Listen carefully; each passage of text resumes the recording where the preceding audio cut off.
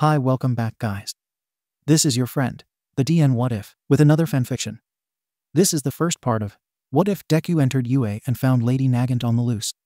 All credits for this video go to their respective authors, so please support the real author. Check out the link in the description for more details, and go to the story link to say hi to the author. Please give this video a like and subscribe to the channel if you want more videos like this. Now, let's get into the fanfic. Izuku had to keep himself from vibrating in place out of sheer excitement. He was in the halls of UA High, on his way to his first class. Thankfully, after the disaster that was the day of the entrance exam, he made sure to keep track of his surroundings. If he were to trip again, he would just die on the spot out of embarrassment. Although, when he came up to the door of Class 1A, he couldn't help but be concerned by the idea that the door would just fall over and crush him. It was obviously made with mutation quirks in mind. He knew better than to assume that his narrow experience encapsulated the whole variety of mutation quirks. But he had never heard of anyone with a mutation quirk that would necessitate a door that large. Shaking his head, he prayed that he didn't share a class with Kaken, or that blue-haired boy from the entrance exam, as he opened the door.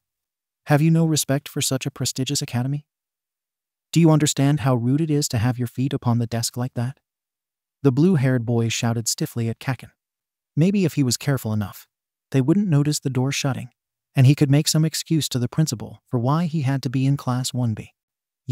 Oh God, he was too late. I must apologize. What? The blue-haired boy rushed over to him, and oh no, everyone was looking at them, and their first impression of him was going to be getting yelled at by the blue-haired boy. But he also said he was apologizing, but Izuku also had no idea what the boy could possibly be apologizing for, and oh no, he was just going to berate Izuku for trying to be a hero like at Aldra, and then everyone was going to realize he was a failure, and then he would never have friends, and then. I humbly apologize for my behavior at the entrance exam. You clearly understood the nature of the test better than myself, and I wrongfully accused you of being a disturbance when you must have simply been as nervous as myself. Oh, this boy had the complete wrong idea. Having someone think he was better than them was a first.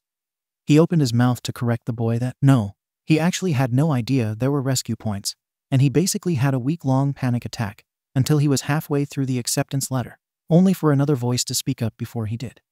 Hey, it's the plain-looking guy from the exam. Was that the girl that saved him twice at the entrance exam? Oh, he was so happy she got in. She would be such a good hero.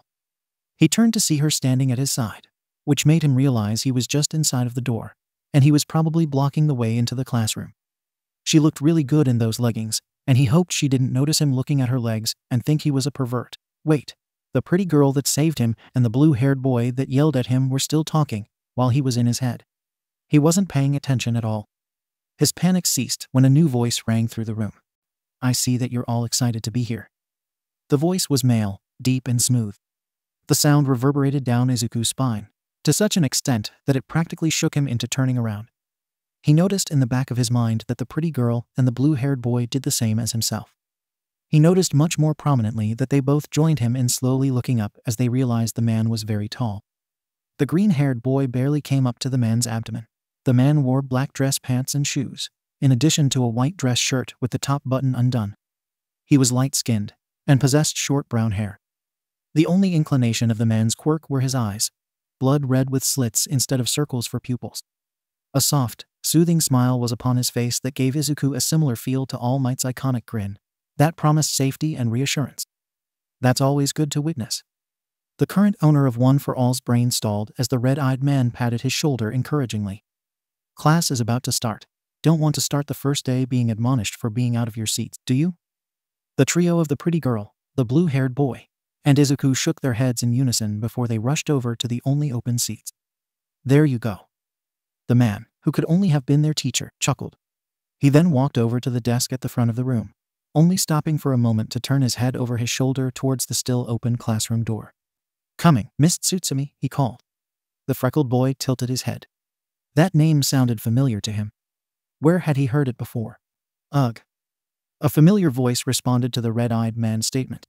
It was hard to be certain though, because he had never heard that voice be so disgusted before, but also because he was certain the owner of that voice was still, hearing you call me that makes me feel like I'm walking to my own execution. I told you to call me Lady Nagant. Even though she had confirmed it herself, it still threw his brain for a loop when the ex-heroine stepped through the doorway with a grimace on her face, her arms crossed under her chest, She wore a black sleeveless dress with an armored belt around her abdomen, and similarly armored boots upon her feet that reached just short of her knees. Her iconic blue and pink hair was unmistakable, though it was weird seeing it only reach just past her jawline. Butch was still in Tartarus. Kaken had the reaction Izuku expected him to, being straightening in his seat with confusion dancing in his eyes. The Verdant knew the explosive blonde was as aware as he was about the infamous heroine. No one else seemed to have any reaction. He supposed the news had never really covered Lady Nagant, so it made sense that she wasn't instantly recognized.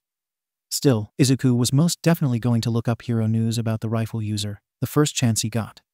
Fine, the red-eyed man chuckled. I just wanted to see if your opinion would change once we were here, nothing more. He leaned back against the desk facing the students with his hands, supporting him while the blue and pink-haired woman secluded herself into a corner. Greetings, class. My name is Grand Jonathan, and I will be your homeroom teacher for the year. The grumpy woman trying to push herself through the wall and out of this building is Theshal we say rehabilitated pro-heroine, Lady Nagant. She will be acting as my assistant. This is our first year teaching at this establishment, so I ask that you treat us well. A chorus of greetings sounded from the students. Now, I'm sure you're all eager to get to the hero portion of your hero course, but remember that this is still a school. There's not much going on today outside of orientation and introductions. There was a spattering of suppressed groans of disappointment from some. However, that one word got even those who expected the more routine schedule to shift forward in their seats. For the hero course, there is going to be a quirk apprehension test after the normal activities are over. With this being Class 1A, we'll be going before Class 1B. Now, I want you all to keep in mind that this test is just as much for Lady Nagant and I as it is for yourselves. All of us collectively will be witnessing what your limits are with your quirks, so we can work together to put you past those limits and be the best heroes you can be. That doesn't mean this will be some sort of boot camp, though. Feel free to have some fun with it. If an idea pops up in your head, don't hesitate to try it out. I only ask that you let us know beforehand just in case things don't go according to plan. Izuku couldn't help but stare at Grand Sensei in shock and awe. Never before had he encountered a teacher who was so involved and encouraging. Even with Kaken, the teachers at Aldera only ever praised him in striving towards being a hero, and never actually made any attempt to help him along that path. The brown-haired man glanced at the clock above the whiteboard behind him. Just on time. Orientation begins in 30 minutes. Let's grab our things and head on our way. The man announced while standing. I'll ask that you try your best to keep your attention focused. But no, there is no shame in asking me afterwards for clarification. In his excitement, Izuku ended up being one of the first to finish changing into his gym uniform and head out towards the field where they would be performing the quirk apprehension test. Only Kaken was on the field before himself, which was of course expected. Something else expected was the two homeroom teachers of the class standing off to the side, Lady Nagant Sensei with her arms still crossed and visibly still unhappy to be here. Grand Sensei was tapping away at a tablet in his hands, the sleeves of his shirt now rolled up above his elbows. What was not expected, however, was Grand Sensei lifting his head before gesturing for Izuku to come closer. Dread built in his gut as he tried to figure out why the tall man would want to talk to him, and came up empty. He stepped up to the teacher, only to tilt his head when the red-eyed man kneeled down in front of him. The well-dressed man was so tall that his head was only just barely below Izuku's own, but it was still enough that the Verdant looked down at him. Hello, Midoriya-san. The way he said Izuku's name sent shivers down his spine. It was different than he had ever heard his name pronounced. The word rolled out of Grand Sensei's mouth smoother than he had ever heard it, the syllables connecting together into one seamless sound. It was almost as if he spoke the language better. As you're aware, the entrance exam was spectated by the teachers and staff. That is how we judge performance and gave out rescue points. The boy nodded in understanding. Upon witnessing your performance, I looked over your records and understood why it was so much more difficult for you than everyone else.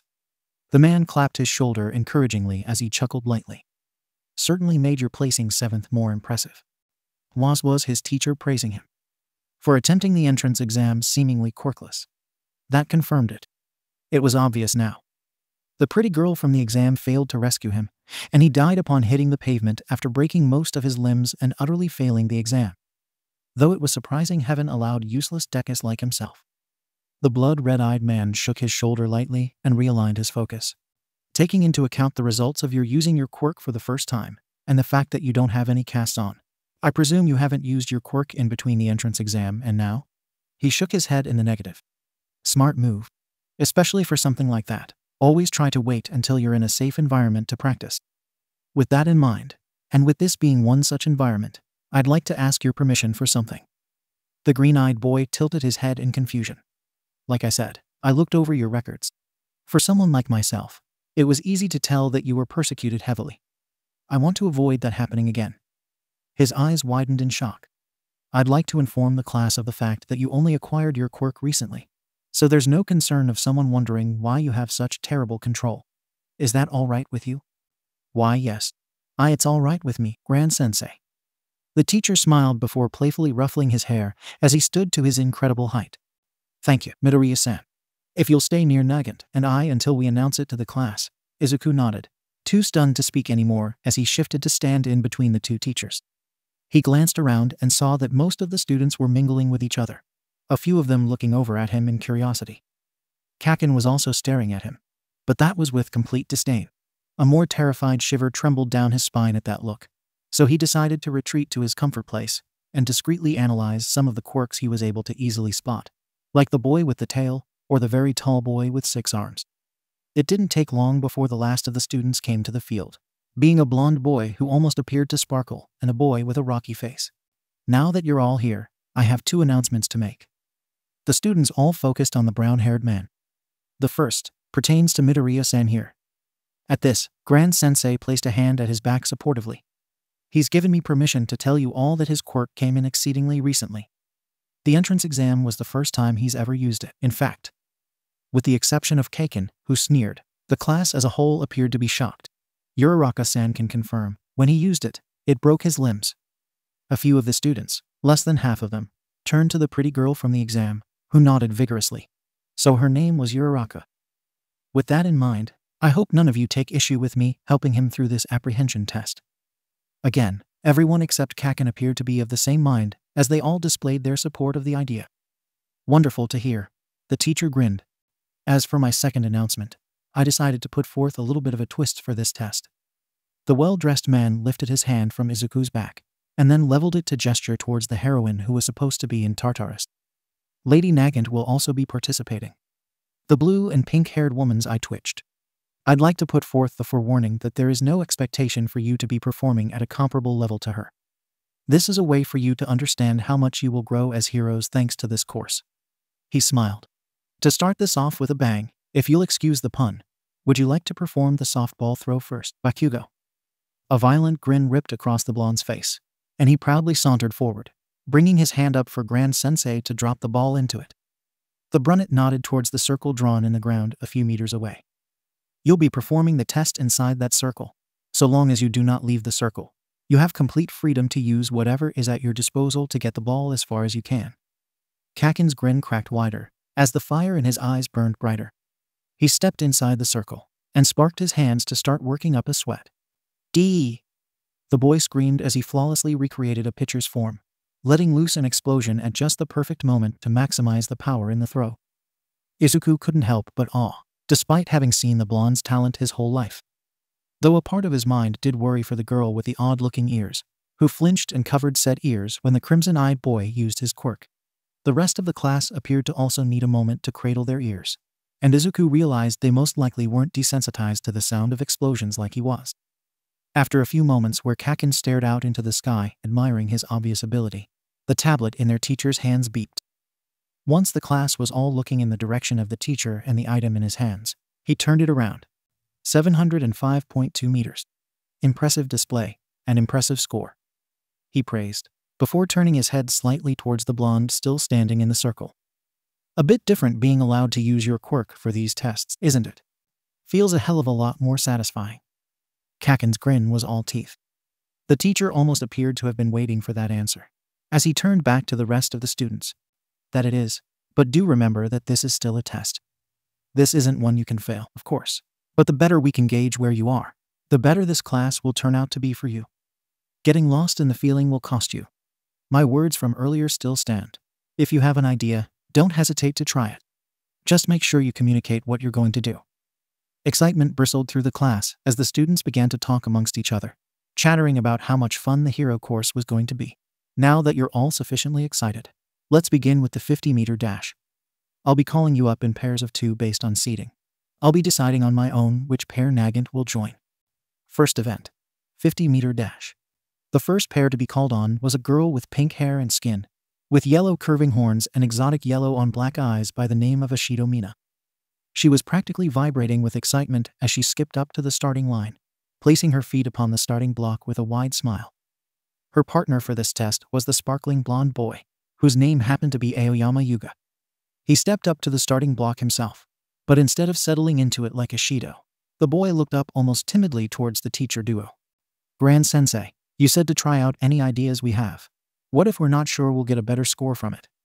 The blood-red-eyed man's gentle smile grew at the blue-eyed boy's words.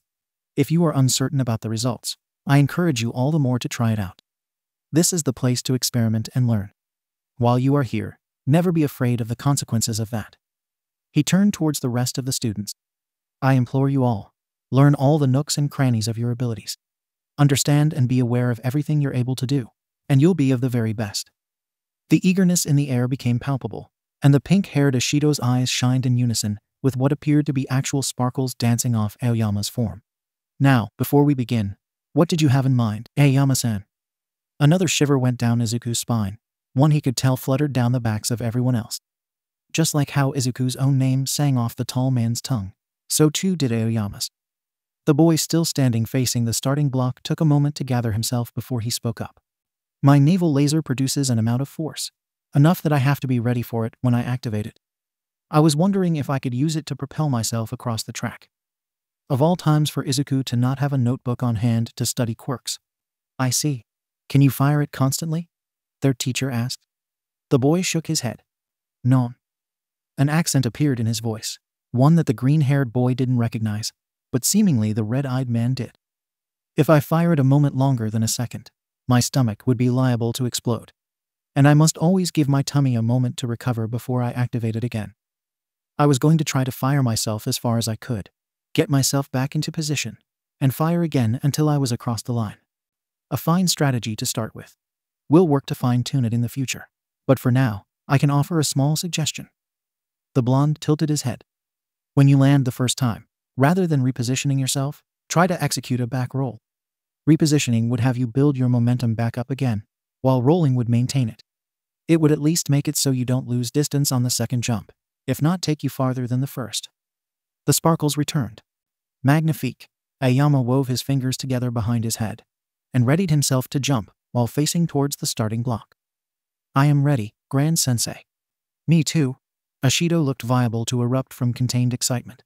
Then, begin. The two students wasted no time, the exotic girl lunging forward and sprinting with all her might.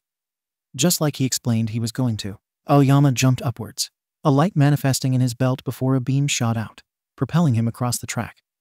The freckled boy's quirk-hungry mind practically drooled at the display of the single shot sending the boy easily over 30 meters, nearly 40. His landing wasn't the easiest, having difficulty keeping his balance mid-air and landing on his shoulders first. Then came a heavy grunt as the sparkling teen whipped his feet up and over him, his body curling into a roll that set him into a crouch. A second beam was fired, though not executed as successfully as the first. He shot himself a little too vertically, Ashido managing to catch up. But before she passed him, they each passed the line marking the end of the race. Aoyama Yuga, 5.24 seconds. Ashido Mina, 5.27 seconds. Wonderful display, both of you. The teacher cheered. Both teens jumped in joy, congratulating each other on their scores, and Ashido praising the twinkling blonde for his successful back roll. Next up, Asui Tsuyu, Ida Tenya, and Lady Nagant. The blue and pink-haired woman glowered up at the man she was assisting before sighing and walking forward, snatching a starting block for herself and setting it down next to the track. She silently settled into a runner's stance, only her left hand was directly in front of her, and her right was pulled back, her elbow poised behind her. A green-haired girl with a Izuku feared sounding discriminatory. Even in his own mind, frog-like disposition stepped up and gently nudged her starting block back with her foot before crouching exactly like a frog would, facing the track. To the verdict's surprise, the third member of this test was the blue-haired boy from the exam. He did utilize the starting block, getting into a picture-perfect runner's stance with a focused look on his face. Grand Sensei chuckled lightly. I take it no one is going to try anything new for this round, he questioned. Shut up and start it.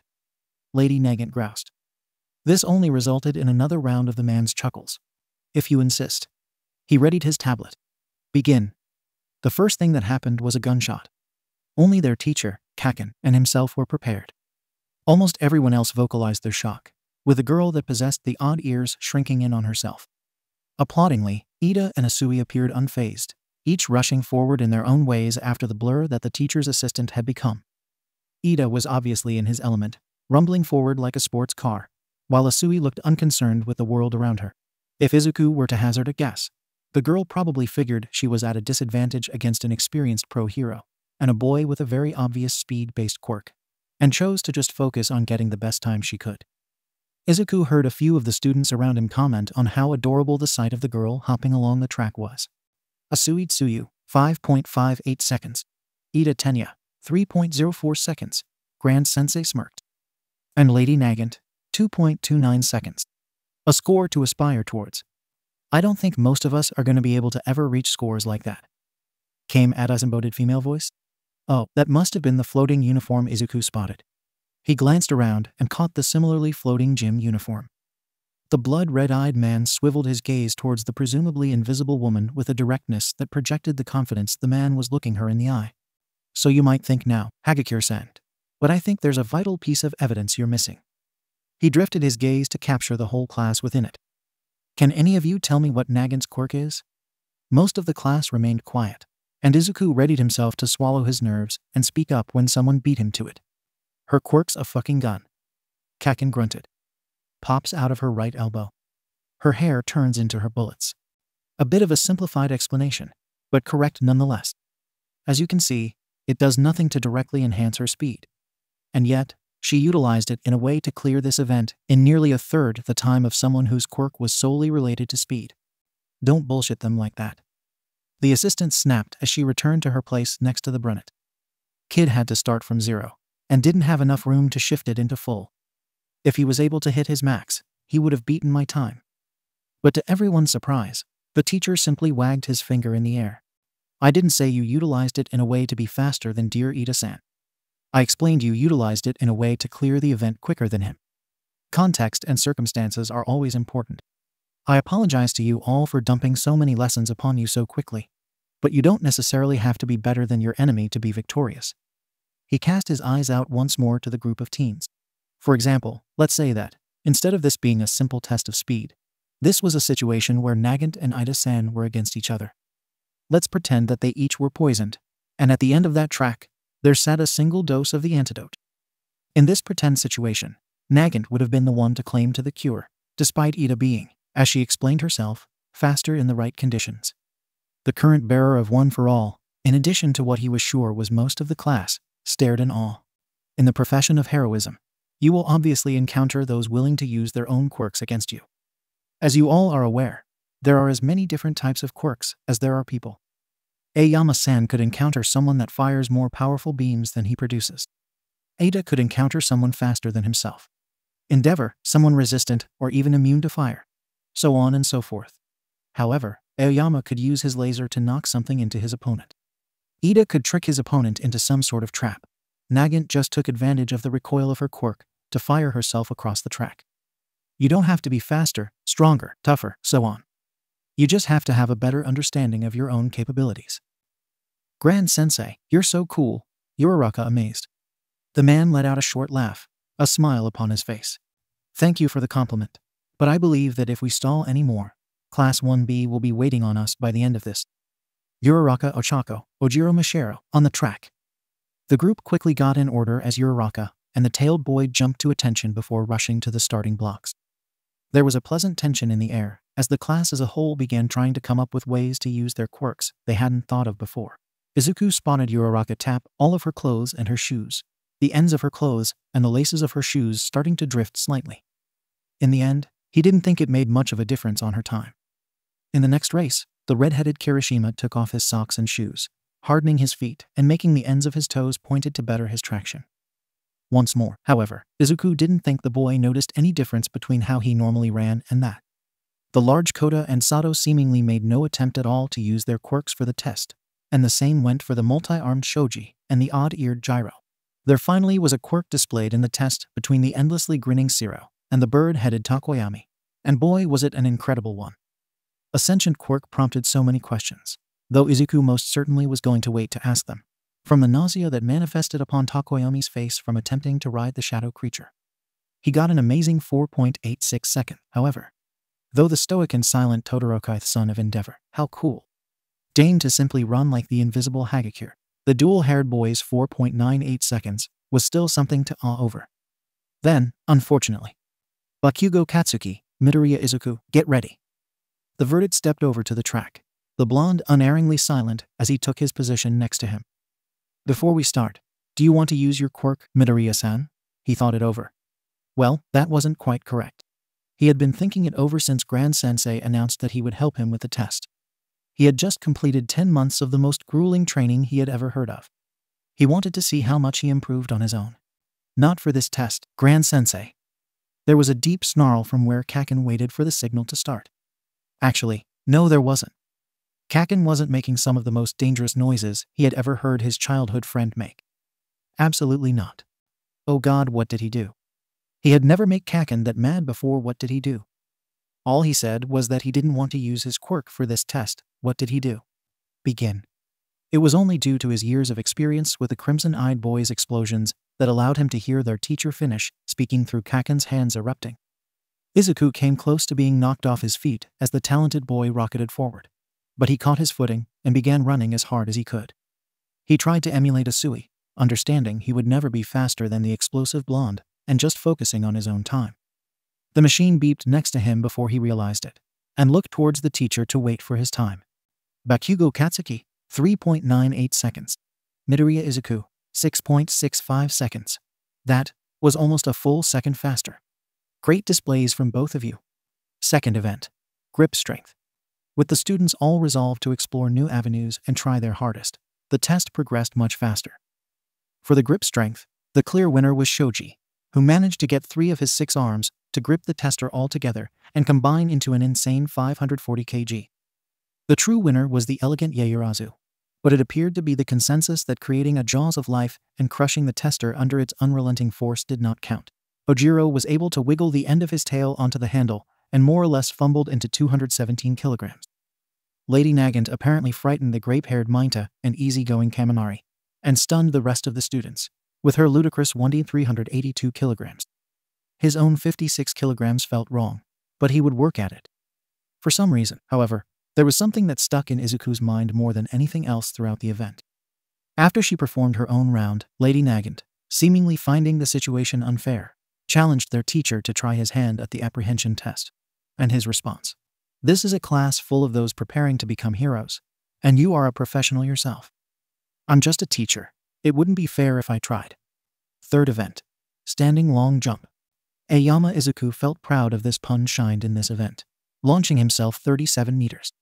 Asui also did not disappoint, rocking on her feet slightly before launching herself, achieving an incredible 14 meters. Uraraka managed to float herself a little, reaching just under 4 meters. Yaoyorozu produced a pogo stick and achieved a little over 6. Kaken appeared to try his best to fly, getting 34 meters. Izuku was proud of his 2.7 meters. Lady Nagant more or less replicated Aoyama's strategy, only leagues better. In addition to cracking the cement something fierce, she landed 79 meters away. Fourth event, consecutive side steps. This wasn't an event where almost anyone's quirk could be applied, and so the scores were far more reasonable. Kaken and Mainta certainly found a way, though. The explosive blonde appeared to be a little light-headed afterward, but he successfully got a score of 64. The grape-haired boy removed 2 of the balls in his hair, placed 1 at each line, and bounced between them like a pinball for a quite frankly concerning 194. The crimson-eyed boy was steaming mad until the height-challenged teen dropped to his knees and hurled. Lady Nagant continued to impress with 62, which brightened up Kaken. Fifth event. Softball throw. Uraraka was the one deemed to be the disregarded score this round, even by Kaken. Not even he could challenge infinity. Surprisingly, very few had quirks that were compatible with a ball throw. Sato appeared to take a bite out of something. Then he threw an incredible 335 meters. Dark Shadow tossed 113 meters. Todoroki flaunted an ice quirk that launched the ball 126 meters. Yaoyorozu dropped Jaws by pulling a full-size cannon out of her stomach and blasting it 1.2 kilometers. Lady Nagant, to the shock of all the students save Kaken and Izuku, who were already aware of her abilities, rendered that moot with 3.7 kilometers, and Izuku himself. Well, at this point, he realized he wouldn't be satisfied if he didn't try to use All Might's quirk at least once. And if he recalled correctly, the remaining tests wouldn't be anything he could use his quirk for. Grand Sensei, I'm going to use my quirk for this test. Trying to keep its use to a minimum until you get a handle on it. Good thinking. Nagant, do you mind taking the tablet while I assist Midoriya-san? The man asked while holding out the device. That's not a question, and don't act like it is. The woman grumbled while pulling the item from his grip. The man waved off the comment as he came up to kneel down next to the verdict. All right, Midoriya-san, first, how about you tell me what you would have tried without my input? I would have channeled my quirk into my arm like how I did in the entrance exam and thrown the ball. He answered promptly.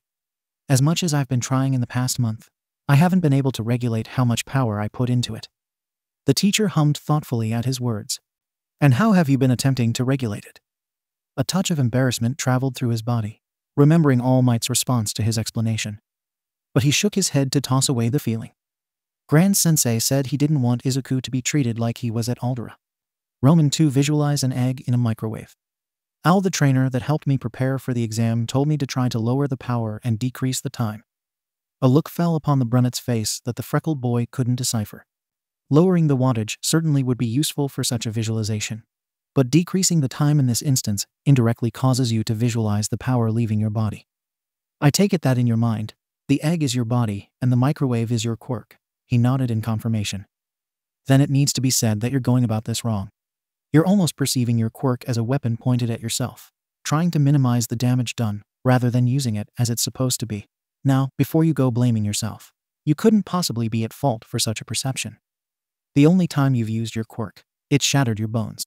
As far as your subconscious brain understands, such catastrophic damage is the only result of using your power. With a visualization focused around not hurting your body when your brain thinks that's the only possibility, that makes using it in any non-life-threatening situation difficult. So let's try to change that perception. He liked this teacher. Can you feel your power? Or at least recall what it felt like when you used it? Izuku closed his eyes and tried to call upon One for All. It took a moment, like he was searching in a box he couldn't see inside of. Then, just like last time, it erupted as soon as he touched it. His entire body locked up. It felt like 1,000 kilograms was suddenly shoved into his body and trying to make room for itself, his skin, muscles, and bones threatening to explode. Before he could focus on the pressure for long, though, a hand came up to the side of his head and gently tilted it towards Grand Sensei's face. Look me in the eyes, Midoriya-san. Focus on me. Let the power go. The man's words were the calm of the storm raging underneath his skin. The hand on his head helped pull him away from the flood of power. He gasped as soon as the pressure slinked back into whatever depths it hid inside of. Good job. Only the second time using it, and you can summon and release it nearly at will. I'm certain that none of your classmates could boast such a feat. The freckled teen felt a shaky smile crawl onto his face at the concept. Are you stable enough to continue? The inheritor nodded. Yes, I am. A supportive clap of the shoulder from the man kneeling before him. Ambition is a good trait for a hero, but there is no shame in taking your time. No one will think less of you if you want a moment to breathe. You are certain you can continue. His body did not shake anymore. I am. Understood. Then, now that you have called upon your power, what did it feel like? With it so fresh in his mind, he didn't need to think about it. A pressure, like something was inside of my skin, bones, and muscles and trying to make room for itself. I see. The teacher took a moment to look to the side and thought. Would you say it filled your body, or all of it appeared all at once? That caused him to think it over. It felt like it was a waterfall, or a giant jug of water. The blood-red-eyed man smiled. Water. What a perfect focusing point for visualizing power. He flushed, definitely not used to any form of praise yet. All right, so we're going to visualize your quirk as a body of water. Before his mind could catch up with him, his head shook on its own. The kneeling teacher tilted his head and lifted an eyebrow to prompt him to speak his mind. A flood tumbled out of his mouth. Before he could wallow in his panic for speaking against a teacher, the brunette's face filled with understanding. A much better example for someone learning how to use their power. Something seemingly overwhelming. The supportive hand on his shoulder went firm, encouraging and sure. But something we shall learn to tame together. Izuku couldn't help but smile. Now that we have an image in our minds for what your power is like, what happened when you called upon that flood? When you felt that pressure? The wielder of One for All took a moment to think it over with the picture of a flood in his head. As soon as I reached for my power, it all came at me at once. The pressure was from too much water. Exactly. Which means our goal is to find some way to control how much water you take in. How do we manipulate the flow of water? Without meaning to, Izuku's right hand came up to his mouth, his left supporting his elbow. But Grand Sensei appeared to pay it no mind, his eyes unmoving from the green-haired boy's own. If they were visualizing One for All as a flood of water, and it wasn't constantly sloshing around his body, then it must be kept somewhere deeper within him, which meant it had to be inside of its own separate space. When he used his quirk, he was drawing it from that separate space into his body. As it stood, it was most like a gaping hole in the wall covered in tape that Izuku ripped off when he used the power. Then he needed to replace the tape with something he could adjust, to keep track of the flow. Something like a faucet. Very good deduction. He did not mean to say that out loud. Did he say One for All out loud? Did he already spill the secret? If you're concerned about how much you said, you started with separate space into my body. That was a relief. Wait, was Grand Sensei not going to admonish him for muttering? At this moment, stifling your thinking process would not prove helpful. Muttering certainly would harm you once you become a professional, but we have ample time to work on that, and thus it is not a priority. His fear must have shown on his face, or he was still muttering. Focus now, we've figured out that we need to replace that tape with a faucet. He shook his thoughts back into place and met the man's gaze with determination. Right. He closed his eyes and imagined a faucet in place of the tape, replicating the ones he had seen outside of some buildings. Once you have the image in your mind, slowly turn the knob. As slow as you can, by the millimeter. He complied, focusing on nothing more than twisting the valve. A few moments after he started, he felt the trickle of power inside of him, and to his excitement, the flow felt as thin as wire. I've got it, he cheered. Fantastic. Make sure you don't let go of the image of that faucet. Keep a tight hold on how much you're letting out. The man praised, making the boy feel warm and giddy. Would you be able to tell me about how much you're letting through? He thought for a moment, feeling out the wire and comparing it to the enormous pressure. Maybe 1%. All right. Do you want to try as you are, or do you think you can do a little more? I want to try a little more. There was another chuckle. Like I said, Ambitus. You can try a little more, but talk me through it. Tell me how it feels as you turn the knob, how much control you feel you have over it. Izuku nodded, still keeping his eyes closed as he began to inch the valve a little more. Okay, I'm getting it around 2% now. There's not much of a difference between that and 1%. It feels easy to keep a hold of. 3%, it's a bit more noticeable than before. It was like a wire. Now, I'd say, a thin cord? 4%. He licked his lips. 4% feels more like I'm wrapped in an extra layer of clothes instead of a cord inside my body. Let's hold it there, then. We want to make sure you keep your control. Do you feel you can do the test? Yes. The ball was placed in his hand, and he opened his eyes. The red-eyed man shifted back so that he was at the edge of the throwing circle. Out of Izuku's way, but close enough to do something if need be. The inheritor managed his breathing as he got into what he felt was a good stance, and grit his teeth as he threw the item in his hand. It left his hold, and not an ache was to be found throughout his body. The object soared through the air, easily surpassing the distance from his middle school ball throw. A beep sounded from the tablet in Lady Nagin's hands, and she promptly held it out for Izuku and Grand Sensei to see. 244 meters. Izuku felt ready to cry. Wait. No. He was crying. A laugh danced out from the teacher's throat as he furiously wiped at his eyes. Before he realized it, an arm wrapped around his back and his face was tucked into the brunettes' shoulder. Congratulations, Midoriya-san. The man's voice had already switched to soothing, proudness towing just beneath. You've got your foundation down. He moved to nod into the man's shoulder, only for an angry shout to cause him to seize. Just like he knew always did, an explosion followed the shout, as the scream rocketed closer. Deku. His body tried to curl in on itself and protect his vital spots, panic and terror spearing through his body when his teacher's form prevented that. His long-trained awareness of Kaken's quirk allowed him to tense right before the boy would reach his destination, only for everything to go silent. He remained still, waiting in terrible anxiety for the explosion to rock his body, for 2, 3, 4 seconds. Only after he counted to 5 did he risk opening his eyes. The moment he did, those same eyes flung open in shock. Kaken stood there, terribly, terribly still. The only part of him that so much as twitched was his chest as he breathed, his eyes as wide as Izuku's own. His hands smoked from the explosions already released, but there was no crackle to indicate he was preparing for more. He looked like he did at the end of the 50-meter dash, his feet spread to catch his momentum, his hands splayed behind him, and his back hunched to reduce his drag. His face was stuck in the image of shock. Far behind him, the rest of the students stared with bated breath and confusion. And off to the side, Izuku could see Lady Nagant had extended the barrel of her rifle, pointed directly at the blonde. Bakugo. Something was in the words of the homeroom teacher. It drove a colder pike through Izuku's spine than anything his childhood friend had done. It raised every hair on his body, and caused every fiber of muscle to lock in place. It caused the back of his throat to chill like it was freezing from the inside out, dry his mouth like he tried to swallow a flame. It prowled through the syllables of the explosive boy's name like an animal readying for the kill. It slinked in between the letters like a rope tying itself into a noose. Tell me why you so clearly made to attack Midoriya-san just now, while referring to him by a name that is indicative of being useless. The supportive kindness that earlier made up the tall man's words might as well have never existed. When he glimpsed upon the man's face, for the first time, he truly felt as though the man's eyes were made of spilled blood. Kaken's mouth stuttered open like he hadn't been expecting it to. He worked his jaw, his blissfully crimson orbs stuck upon the cold puddles of lost life that were Grand Sensei's.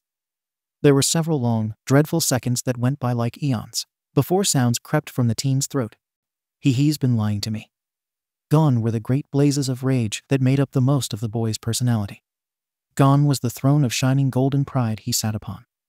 Gone was any inflection of emotion in the child's tone. He's told me his whole life he didn't have a quirk.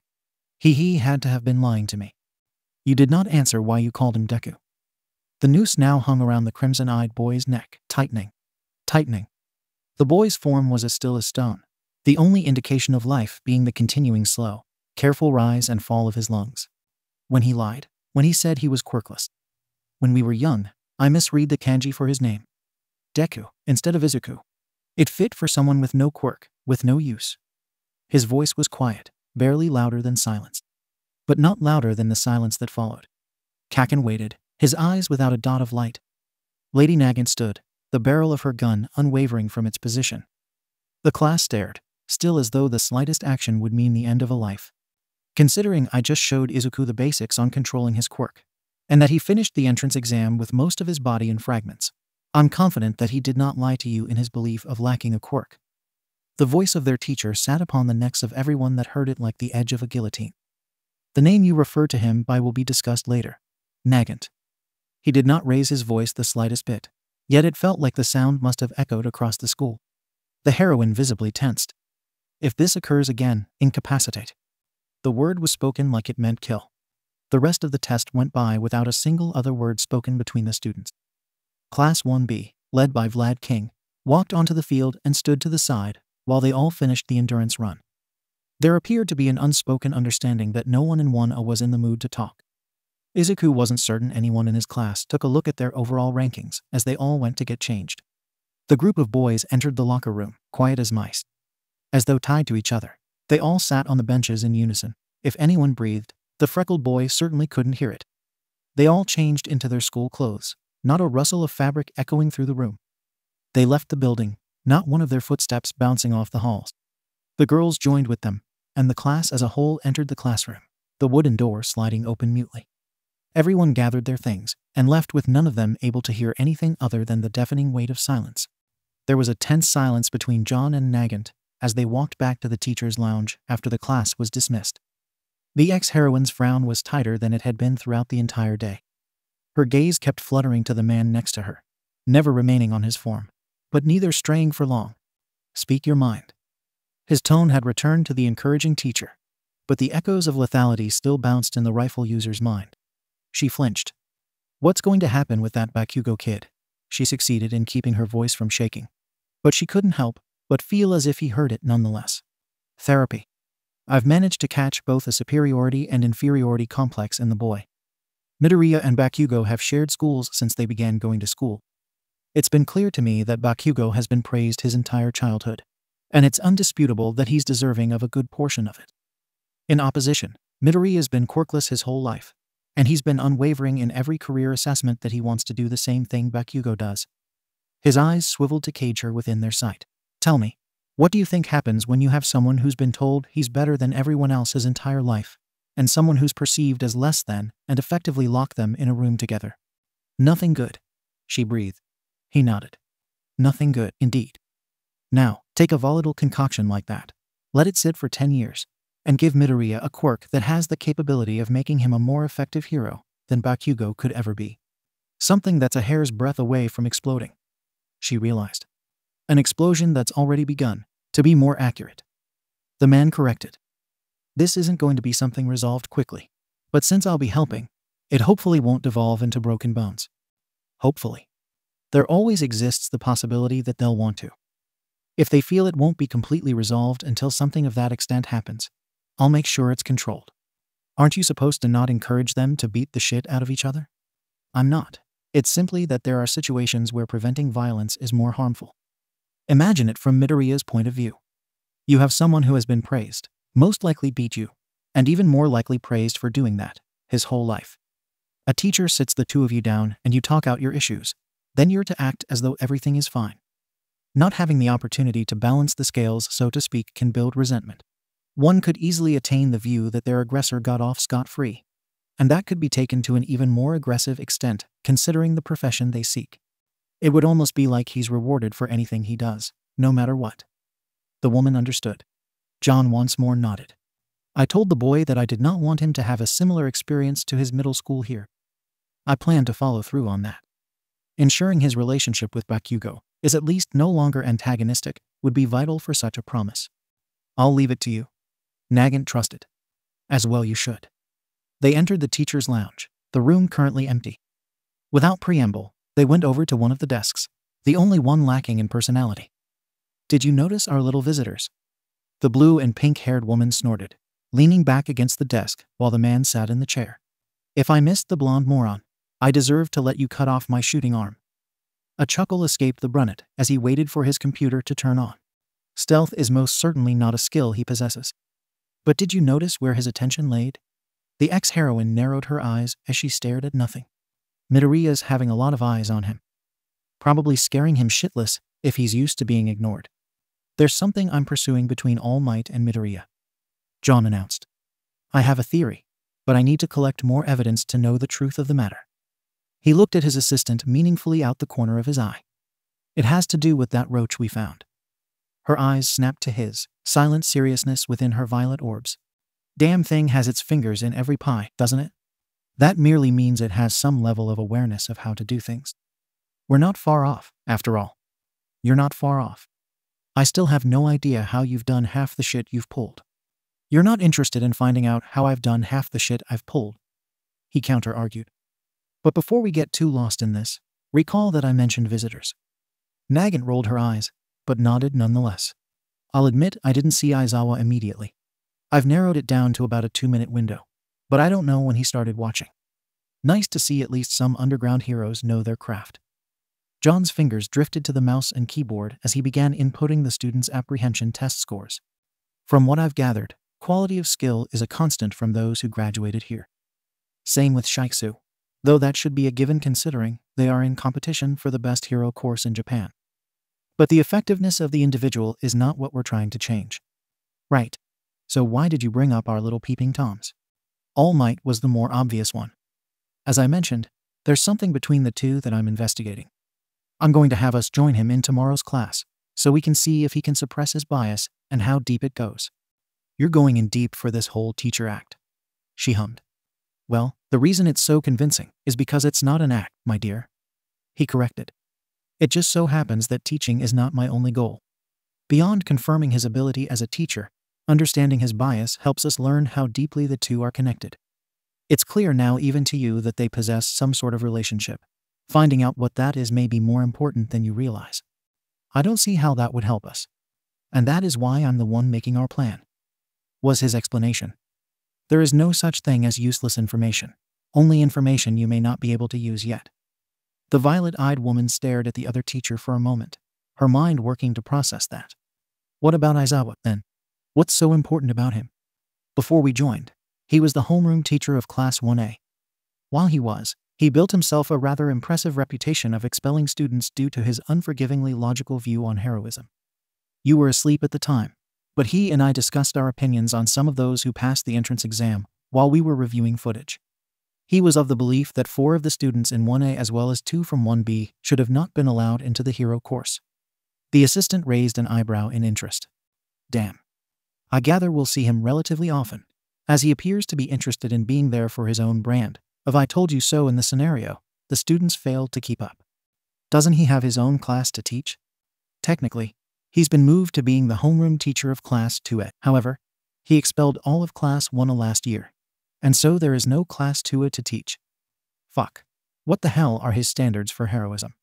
Take care to note that, despite my description so far, he isn't some uncompromising perfectionist. He views what he does as a mercy.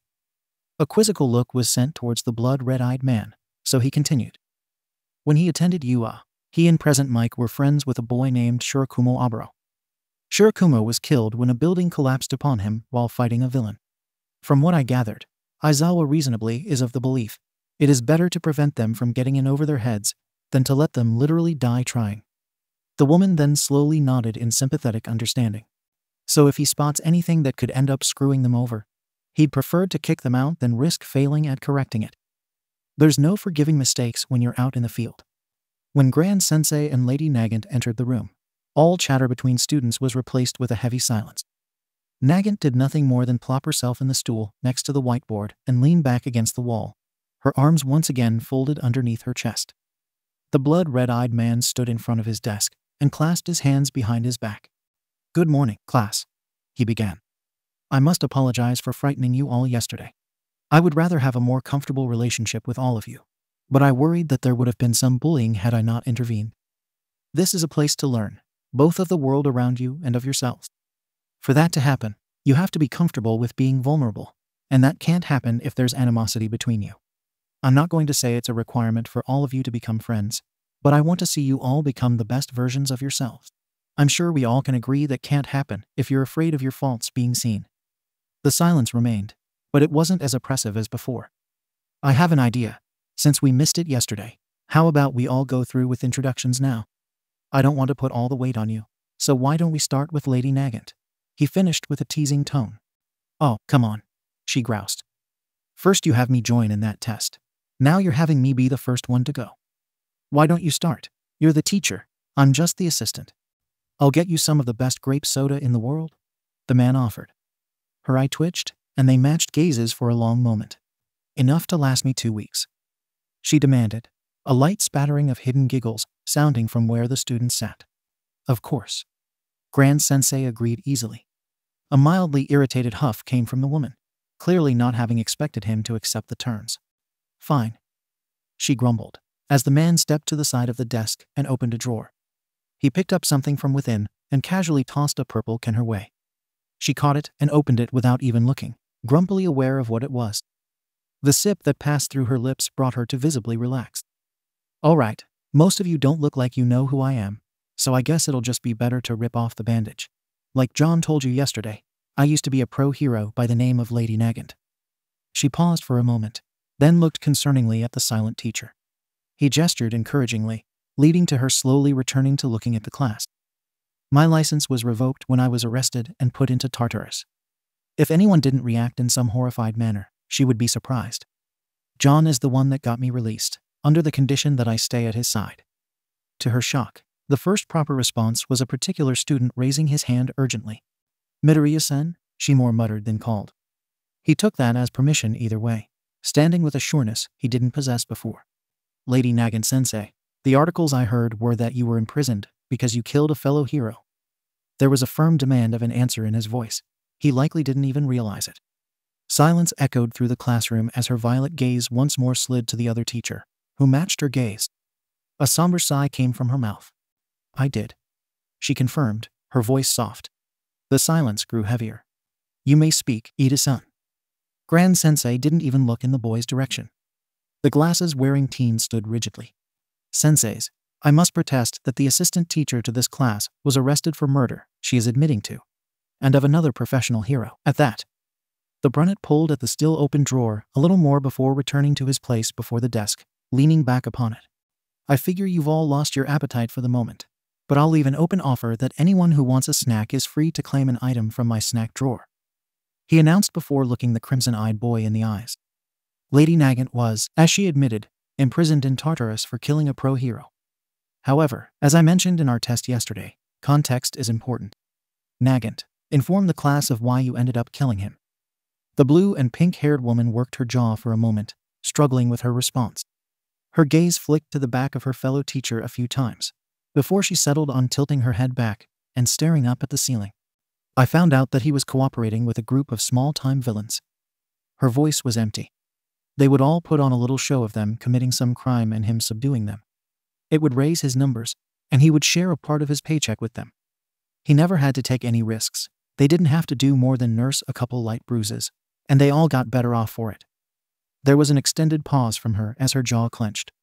I tried to get him to stop, but he wasn't interested. Outing them to the public wasn't going to work, so I had no other choice but to shoot. There must have been another way, the legacy shouted. To his shock, it was Grand Sensei that shook his head.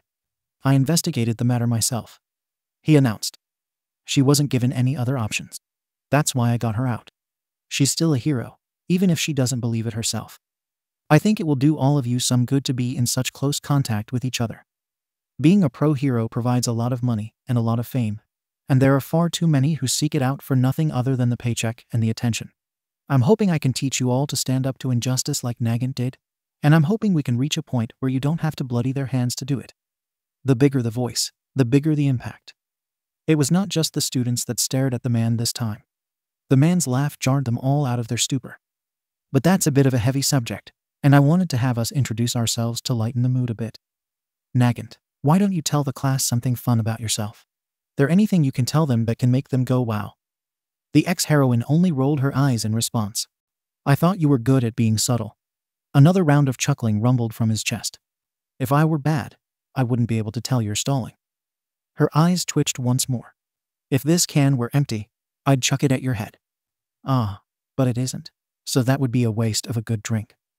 His smirk was wide and teasing. I bargained for this thing. I'm damn well gonna enjoy it. She took another sip to support her point, a notably wider spread of laughter coming from the class at the interaction. A satisfied sigh escaped her as she lowered the can, her eyes drifting to the ceiling, this time in thought. Then came a shrug, followed by a self-assured smirk. All right, you want me to give a fun fact? I haven't met anyone that can beat me in a game of pool. A delighted hum came from the homeroom teacher. Is that so? Well, I know that Nezu installed a billiards table in the teacher's game room. He turned with a hand next to his mouth like he was telling the class a secret. And I just might be able to sneak us in there for a little tournament one of these days. You're on.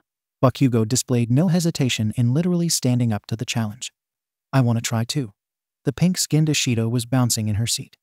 I spend hours in the arcades every weekend, Kaminari boasted. Don't underestimate me. This is sounding so manly. How could I not join in? Kirishima's shark-toothed smile was visible to all. I could try my hand. Yayurazu was much more reserved, though her eagerness was hidden in how she held her hands to keep them from moving. Her confident smirk tittering with her own brand of eagerness, Nagant leaned back atop her stool, Herkin held just above her lips. Feel free to take on the queen, just don't be disappointed when you lose. She took another sip like she was already celebrating her victory. Grand Sensei laughed once again, the joyous sound warming the bodies of the students.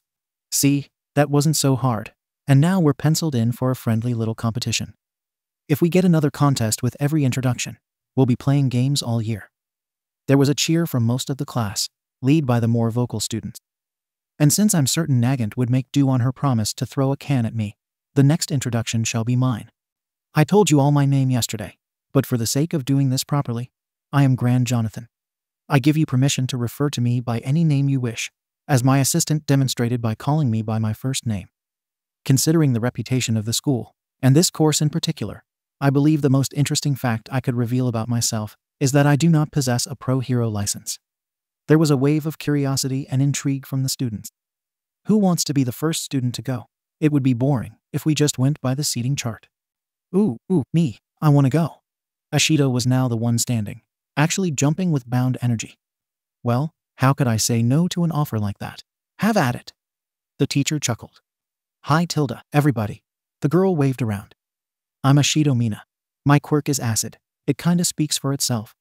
I can shoot out acid from my body, and I can adjust the acidity and viscosity. I love to dance. I got the highest score for 3 different dancing games across 5 arcades. I can't wait to play with everyone. I see who here is the one that likes to keep the party going. A rolling laughter came from the chest of the red-eyed man. At the moment, there is no dance cabinet in the teacher's lounge, but I'm certain it won't take much to convince Nezu to acquire one. Who wants to go next? Of course, it could only be someone that shines as bright as moi. Aoyama struck a pose, sparkles continuing to radiate from his body. I am Aoyama Yuga, and I shine with the power of my navel laser. As I dazzled you all yesterday, I can project my fabulous aura from my navel powerful enough to shock any foe. As you all are eager to learn about me, I am a connoisseur of cheese. Do we need sunglasses to be in the same room as you? Nagant drawled, to the increasing laughter of the class. The blonde took her words as the finest compliment, standing straighter with his smile broadening. There is no need to worry, Madam Nagant. I reserve my harmful shine only for evildoers. In face of the boy taking her words so seriously, the woman nearly choked on her drink from laughing. Having said his piece, the blonde sat down, and another stood before anyone could begin to wonder who would be next. Nice to meet you. The name's Shiro Hanta. The man exuded the aura of easygoing kindness.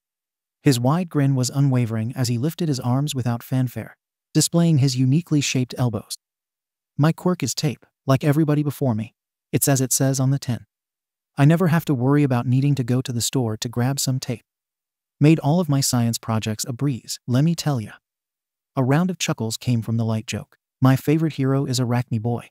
But the first dozen or so times I tried to swing from something like he does, I just ended up falling on my face. That brought up a greater chorus of laughter. He sat down promptly. The next to stand was Asui. Ribbit, I'm Asui Tsuyu, but I'd prefer if you all called me Tsu-chan. My quirk is frog. I'm keeping up with the trend of our quirks being really easy to figure out. I can do what frogs do. But I don't eat flies. That's gross. Despite the flatness of her voice, her words brought another rumble of laughter easily. I have 2 younger siblings that I take care of. I'd like to introduce you guys to them someday. The laughter was replaced by a nearly unanimous awa, which quirked up the edges of the frog girl's lips before she slipped back into her seat. The next to stand caused a significant portion of those in the room to tense with anxiety. Bakugo Katsuki. My quirk is explosion.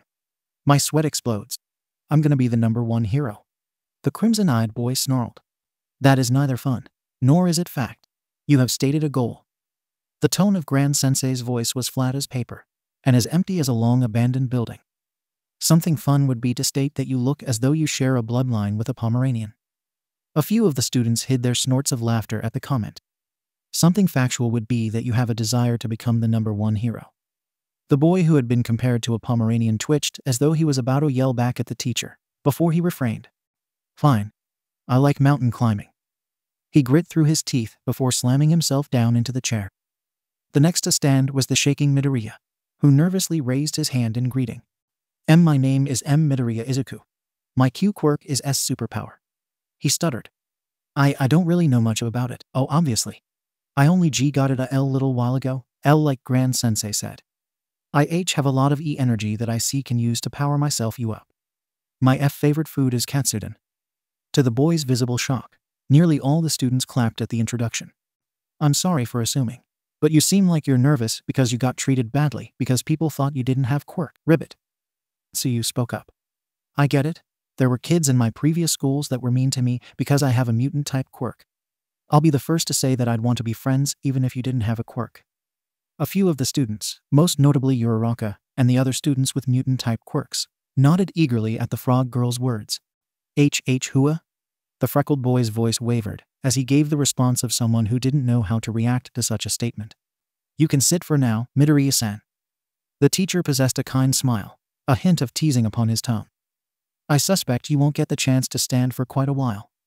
The teen could do nothing other than appear helplessly confused, but he did as told. The rest of the introductions were smooth, the comfortable mood being retained for most of it, only having a slight hiccup such as when Todoroki gave his stiff introduction, or the delay of Grand Sensei explaining Koda's sign language. With everyone happy and enjoying their company, The ringing of the bell very nearly brought sadness, rather than excitement. It would appear that is all the time we have for now.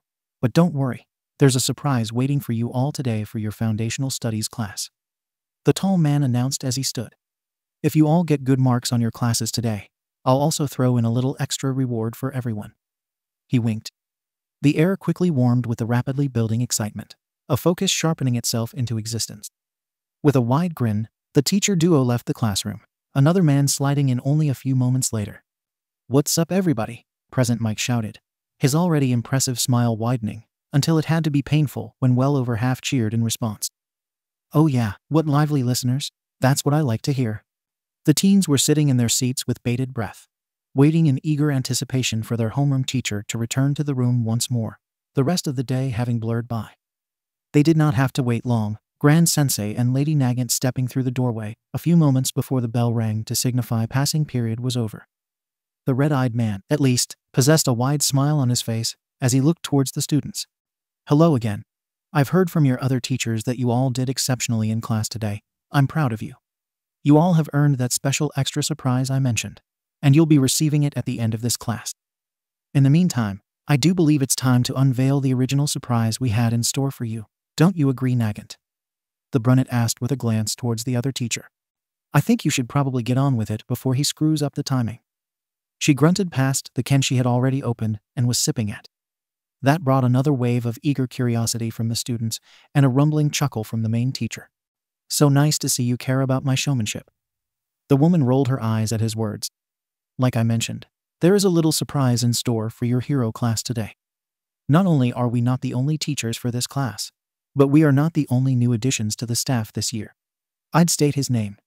The man trailed off, leaving the students to lean forward in their seats in anticipation. "I am here."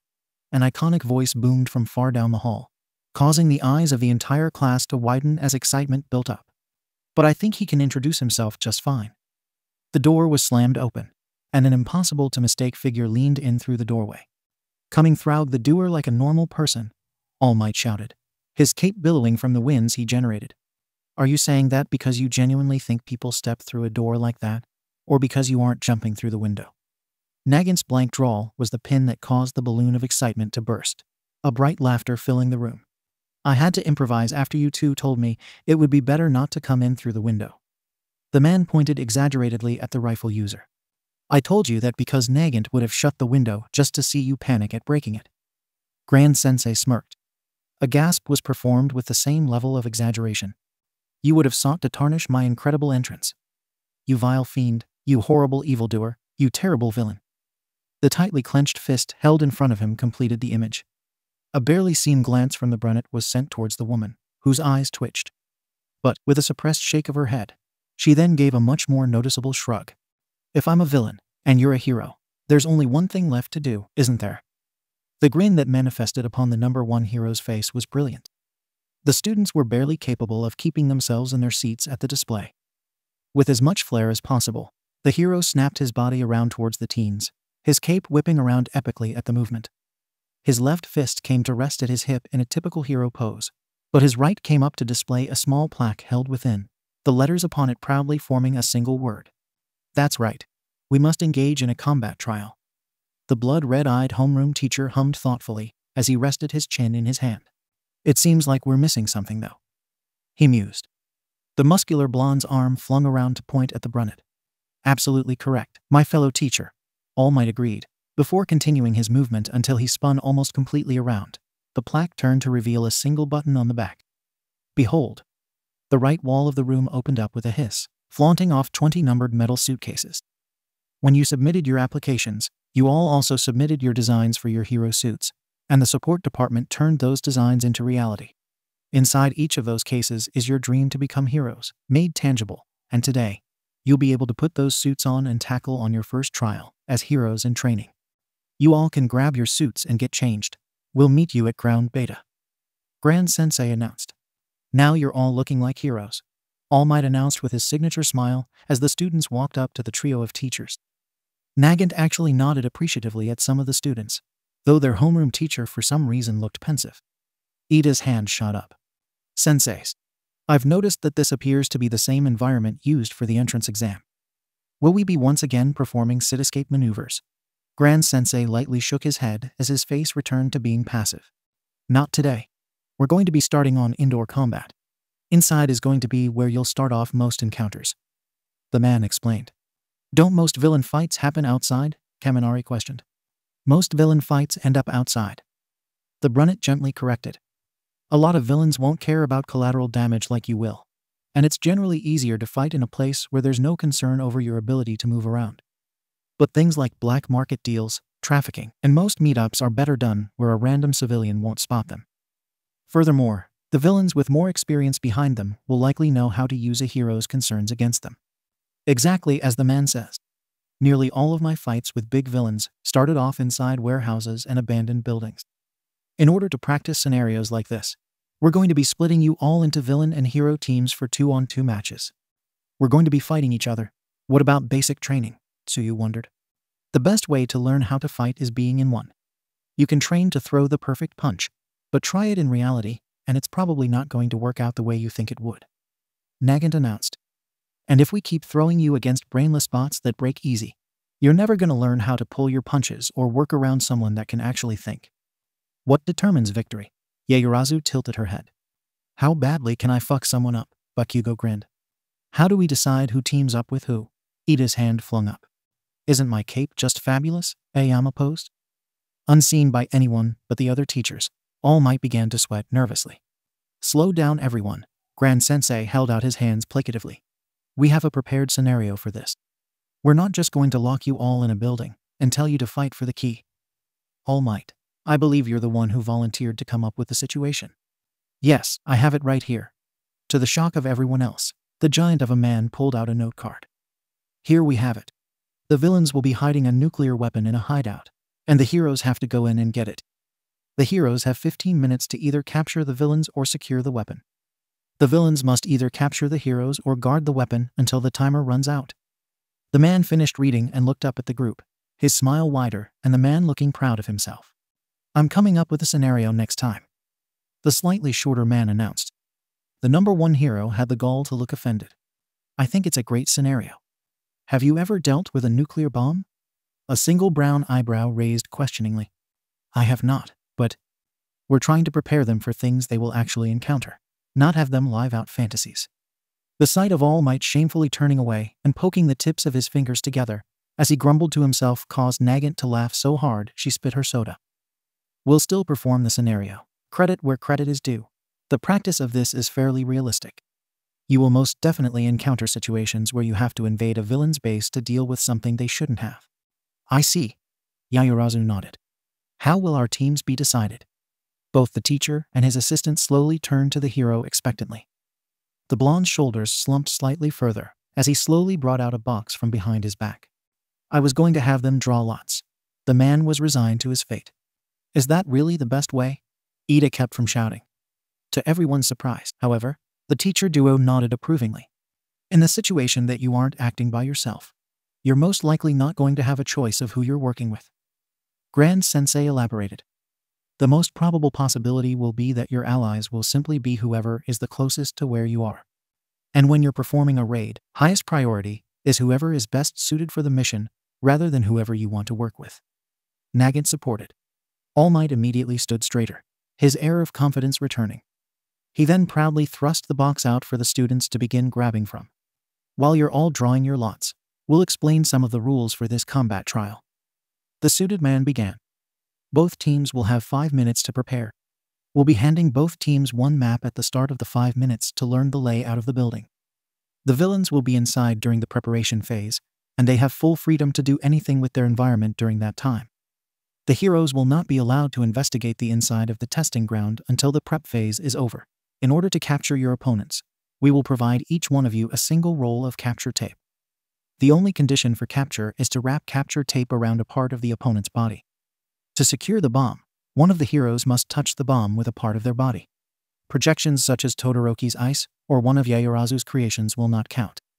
Grievously injuring someone will result in a failing grade for your team and detention dependent on how grievous the injury. To attack a student with the intention of grievous harm or awareness that your attack could result in grievous injury will have much worse consequences. The students all nodded in understanding of the rules placed before them. Though the teacher duo noticed the slight hesitance the explosive boy displayed with his agreement. All Might, clearly unaware of the slight tension that appeared in the forms of the duo, reached into the boxes labeled hero and villain, and promptly pulled out the balls representing the teams taking part in the first bout. Alright. The first two teams of today's combat trial are Team A's Midoriya Izuku and Uraraka Ochako as the heroes and Team D's Bakugo Katsuki and Ida Tenya as the villains. Are you fucking with me? Nagant muttered as she stared in shock at the spheres in the hero's hands. Izuku couldn't help the anxiety itching inside of his skull as he stood outside the building Lady Nagant had directed them all to. Kaken and Ida had entered 30 seconds ago. Somewhere in the back of his mind, he was certain that, much like the entrance exam, the 5 minutes of preparation they were given had already silently started, which mean that they had already lost 30 seconds of much-needed preparation because they were going up against Kaken, and he was so amazing and skilled and intelligent, and his quirk was so strong. And then there was Ida to worry about in addition to that, who Izuku strongly suspected was related to Ingenium, so he must have been receiving training his whole life to get better with his incredible quirk, and probably knew all sorts of ways to take Izuku down easily and… Midoriya-kun. I can't understand you when you talk that fast. And now he was muttering right in front of Uraraka, so she probably thought he was a weirdo, and his first prospective friend in years thought he was creepy, so he's probably not gonna have friends at UA either, even despite Grand Sensei trying to change that because Grand Sensei can't stop people from thinking he's weird or creepy or stalkerish. Midoriya-san. Grand Sensei's voice filtered through the earpiece each of the students have been given before they left for the testing area. Keep it in mind that this is an exercise, not a test. Everyone is here to learn. Which teams are victorious in these matches is not what is important here, but the experience gained. As for your anxiety regarding potential friends, there was a soft shuffling over the line. Kiro, Asui croaked. Midoriya-chan, I told you earlier today that I wouldn't mind being friends with you. Your muttering is a little weird, but I don't have a problem with it. Izuku blinked at the words that came out of the frog girl's mouth. A second time. That combination of words didn't make sense though. People thought his muttering was off-putting, and that he was off-putting. It was just a fact of life. Their teacher's deep chuckle reverberated in his ear. How about this, Midoriya-san? You focus on doing your best in this exercise, and afterwards, you and the other students of class 1 can have a discussion on friendship. Compartmentalized. That's something he can do. Take all the thoughts about friendship and stuff and put it to the side. Then take all the thoughts that can help in this exercise and put it in front of him. Analyze. That's the one thing everyone complimented him on in message boards online. Figure out quirks and how to use them. He knew Kaken's. There wasn't much he was confident about, but one of those things was that he understood explosion just as well as Kaken did. He had studied extensively. He knew how much force went into each reaction, how much of the boy's sweat various sized blasts consumed, his rate of acceleration. He knew the blonde bomber, what the teen would be thinking for this exercise, what plan he would likely use, how he would prioritize. So, Ida. Quirk, engine. His were found in his legs. There were a couple mentions of gears in the apprehension test. So Izuku figured the boy's engines worked akin to real engines. The bespectacled boy's costume was metal, most likely lightweight. He displayed no visible difficulty with walking around in it, so it is not going to affect his response time. In the endurance run, as much of that event was spent in a daze, he still was able to notice that Ida slowed down before each turn around the track. He was like a race car. Turns became difficult at higher speeds, indicating that the boy would have to choose between fine control and high speed.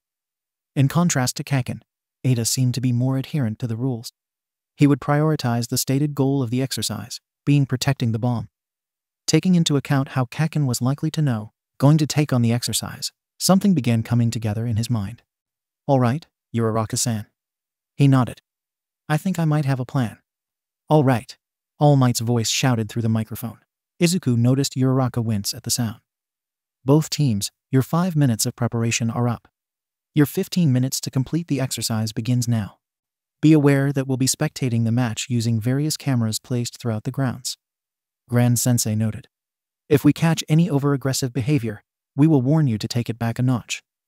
The line remained open, but silence rang for a moment. The reason I repeat myself, Bakugo, is to ensure you do not forget it. A necessary action, considering you appear to have forgotten what occurred yesterday. The line was cut at that. Izuku drew in a breath that was at least intended to be calming. Let's go. He muttered more to himself than his partner. The brunette still pumped her fists determinedly. Right. They entered the building promptly, searching for the stairs to the next floor, as Izuku had already figured that Kaken and Ida would most likely have the bomb on the highest floor. Thankfully, the building wasn't all that large, 5 floors with not that much in terms of floor space. It still was too much for them to cover before Izuku heard rapid footsteps coming their way.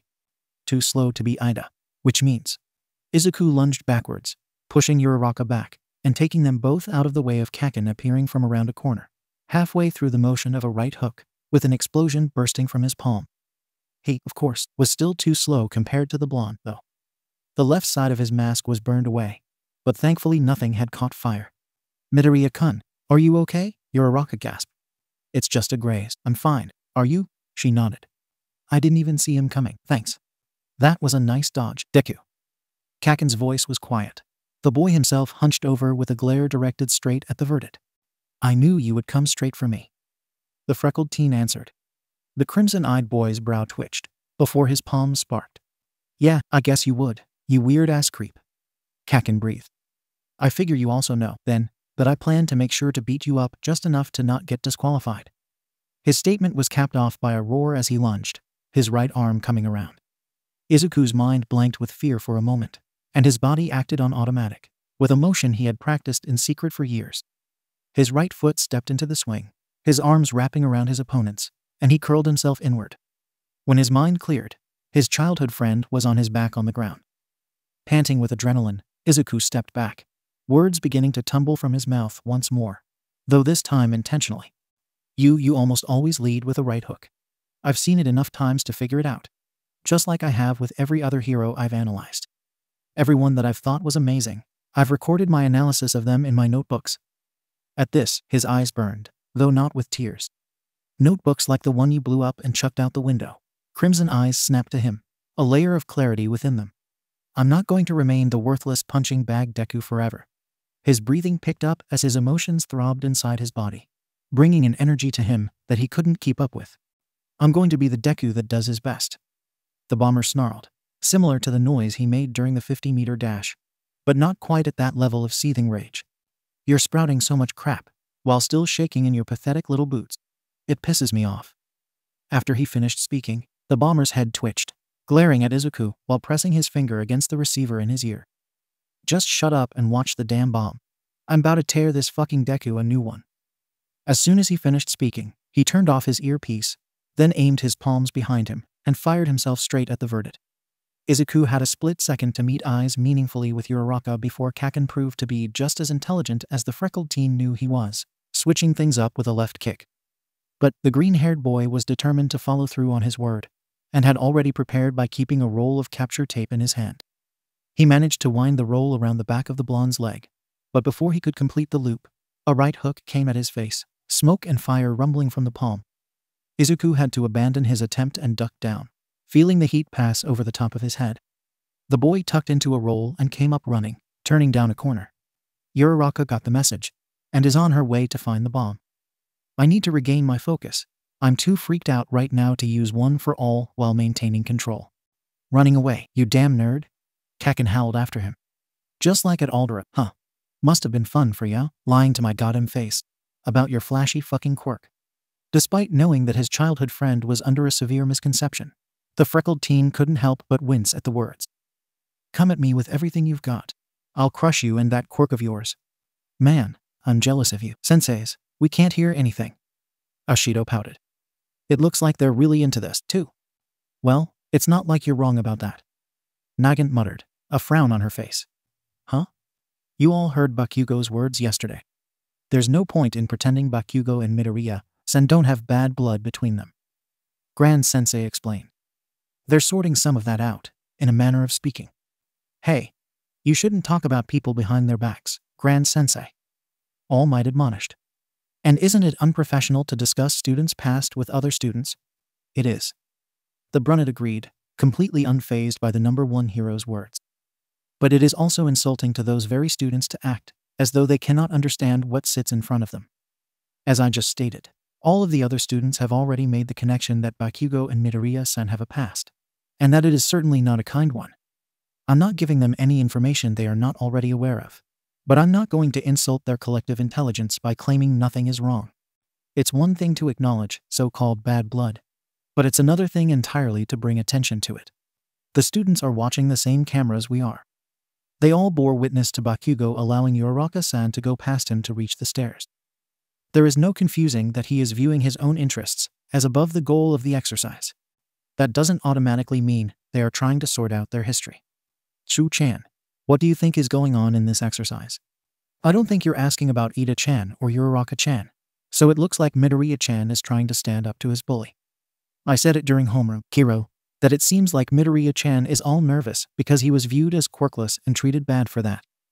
Bakugo-chan seems to be really arrogant, and said himself that when he thought Midoriya-chan was quirkless, he felt he had no use.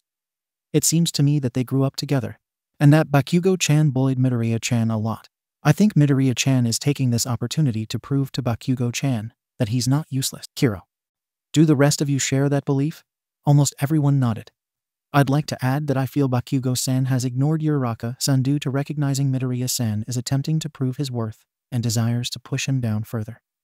Yaoyorozu announced with a raised hand. And did I do anything to cause any of you to reach those conclusions? The only thing you told us was that Midoriya-san first used his quirk during the entrance exam. And that was only because you were going to help him figure out his quirk during the apprehension test. Kirishima supported. Thank you. Do you still believe I am unnecessarily bringing attention to their history? All Might Sensei? Grand Sensei questioned, his gaze having never wavered from the screens. The muscular blonde struggled to form a response, before he frowned. It would seem that you are not. A dense silence hung over the room before Grand Sensei all of a sudden narrowed his eyes. Bakugo better not attempt to use his bracers. You think he's thinking clearly enough to stop himself? Nagant was similarly as tense as the man she was assisting. I'm currently giving him the benefit of the doubt. I pray he does not waste that faith. Why are you two so concerned over his bracers? This genuinely curious statement was what finally brought the brunette to slowly crane his head in All Might's direction. Are you implying you did not read over the designs of the students' costumes and support gear? The blonde nervously cast his gaze over the students, before shifting his feet. I felt reading the files on their quirks was enough. We are watching to ensure they do not accidentally maim each other, and you don't know what means they possess to harm each other with. The quiet disappointment in the man's tone was akin to a blade driving itself through the blonde's back. The Herculean man started to sweat nervously as the connotations seemingly just reached him. What do Bakugo Shounen's bracers even do? Surely they can't be that dangerous. The support companies would not have given him them otherwise. Nagant Sensei joined Grand Sensei in glaring at the costumed man. His bracers fill with his sweat over time. When they're at max capacity, they can take out small buildings.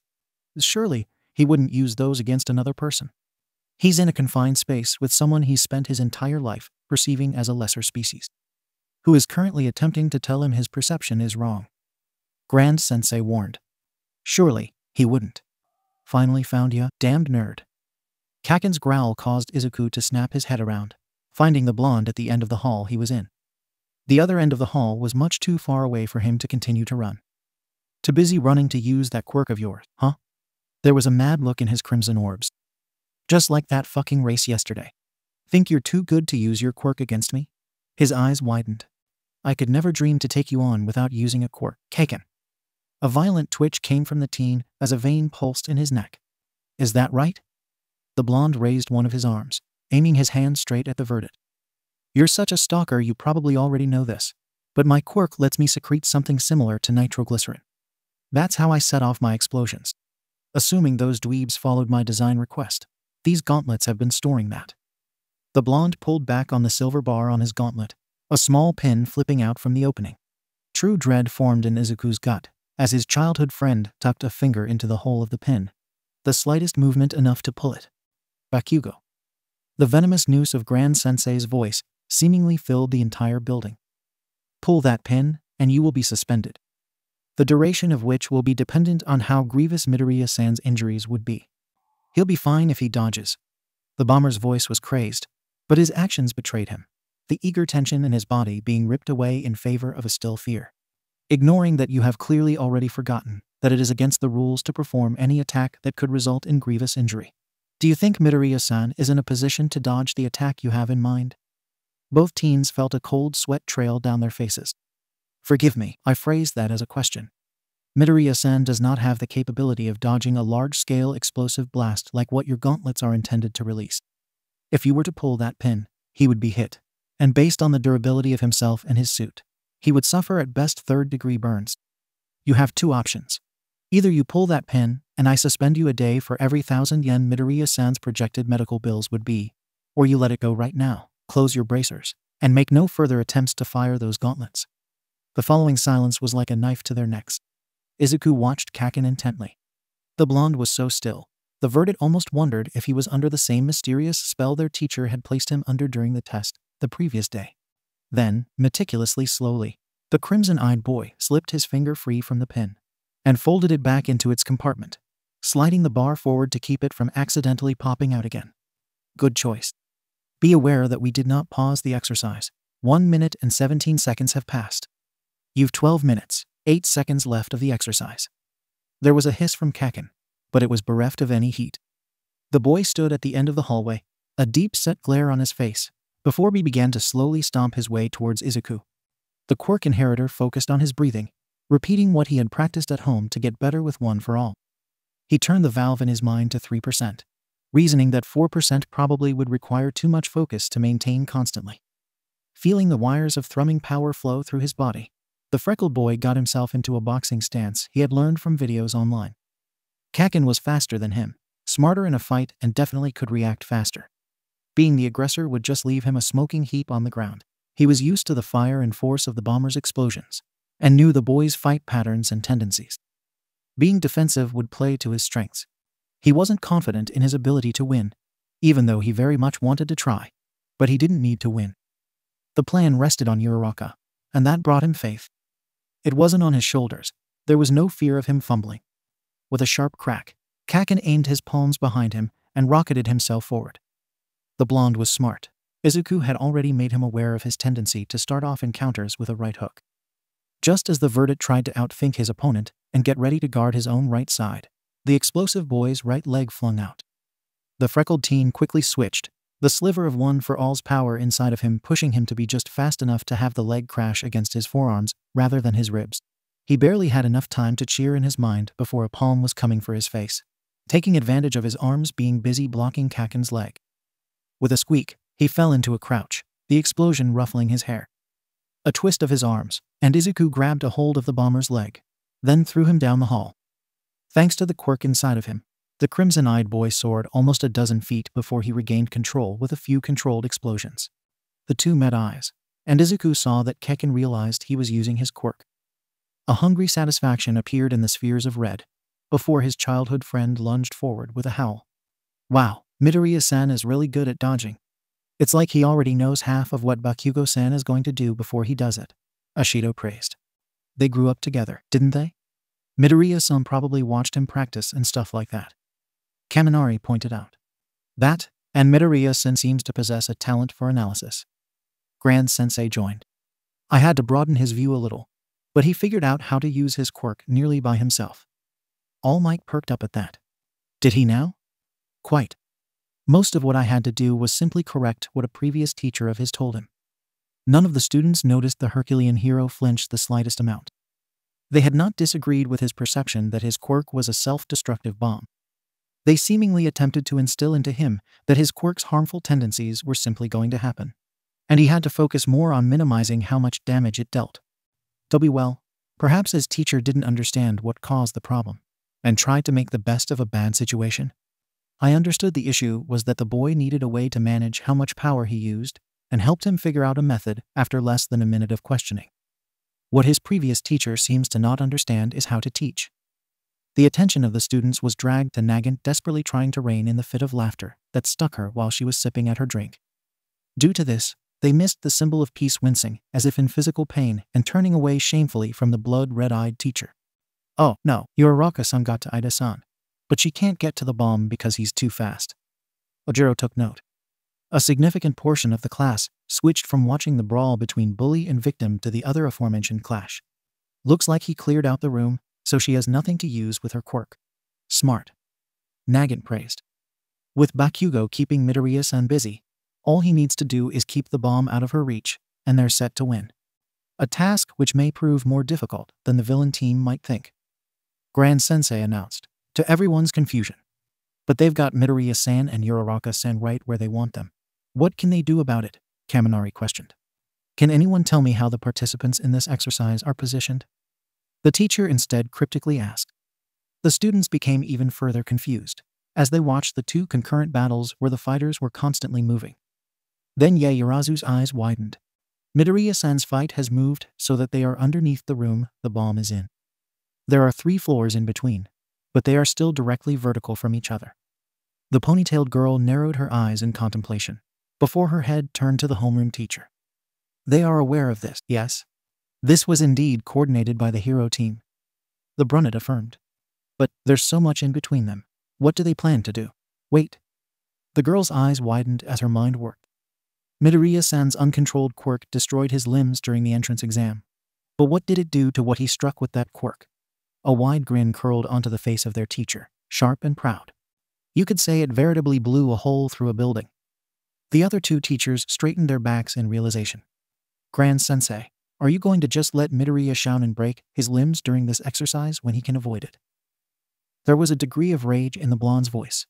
I practice what I preach, All Might. I've taken into account the circumstances of the situation, just as I am certain Midoriya-san has. Pools of blood red swiveled to lock onto shining blue. We are not exercising the students' endurance today. The only thing they've to focus on are the battles in front of them. He successfully analyzed and predicted the behavior of his opponents, then formed a plan to take advantage of that behavior. I, of course, would have liked the boy to not deem it necessary to harm himself. But I have already made it clear that I will not prevent their recklessness, only encourage that they restrain it to during practice and training. We're training them to be heroes. Hence, make their mistakes in an environment where there will be no consequences. There was a deep rumble outside and a shocked gasp from the students, though the number 1 hero was too focused on his conversation to shift his attention. Nagant and I caught you watching yesterday. You were present to hear me announce that this is the place to attempt and learn. Midoriya is providing a perfect example of what I meant by that phrase. He is not senselessly throwing around his power.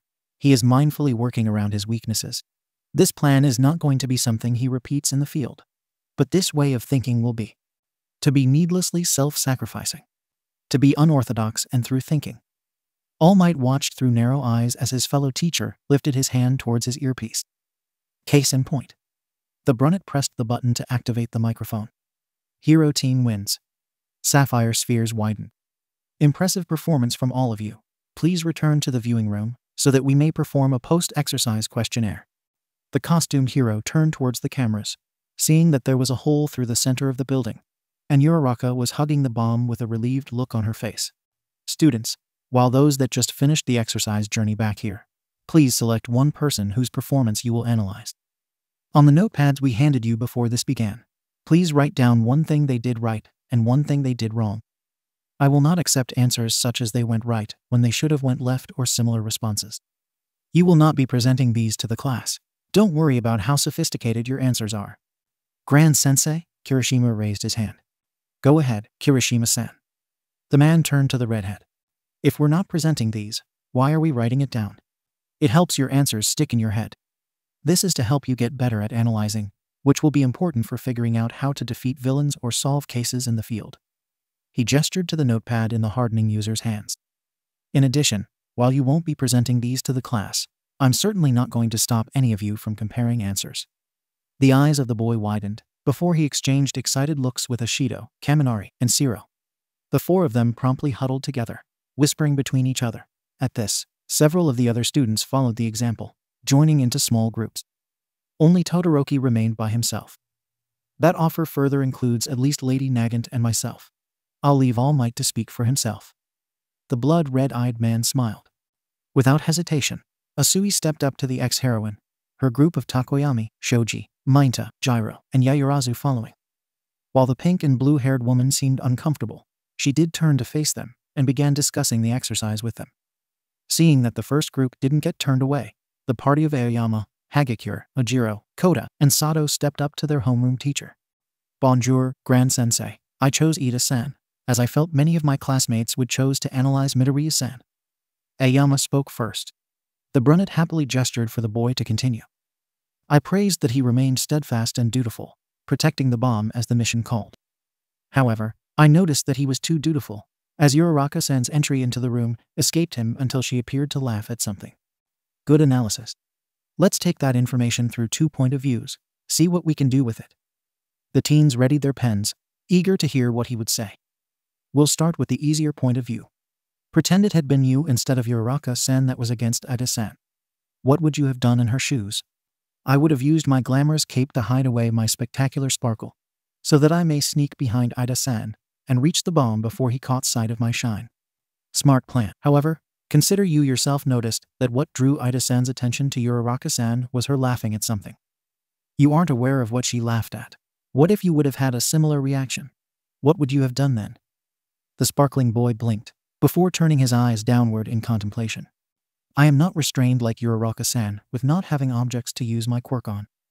From what I have seen, Ida-san is not fast enough to easily dodge my naval laser. The French teen lifted his eyes, a proud gleam to them.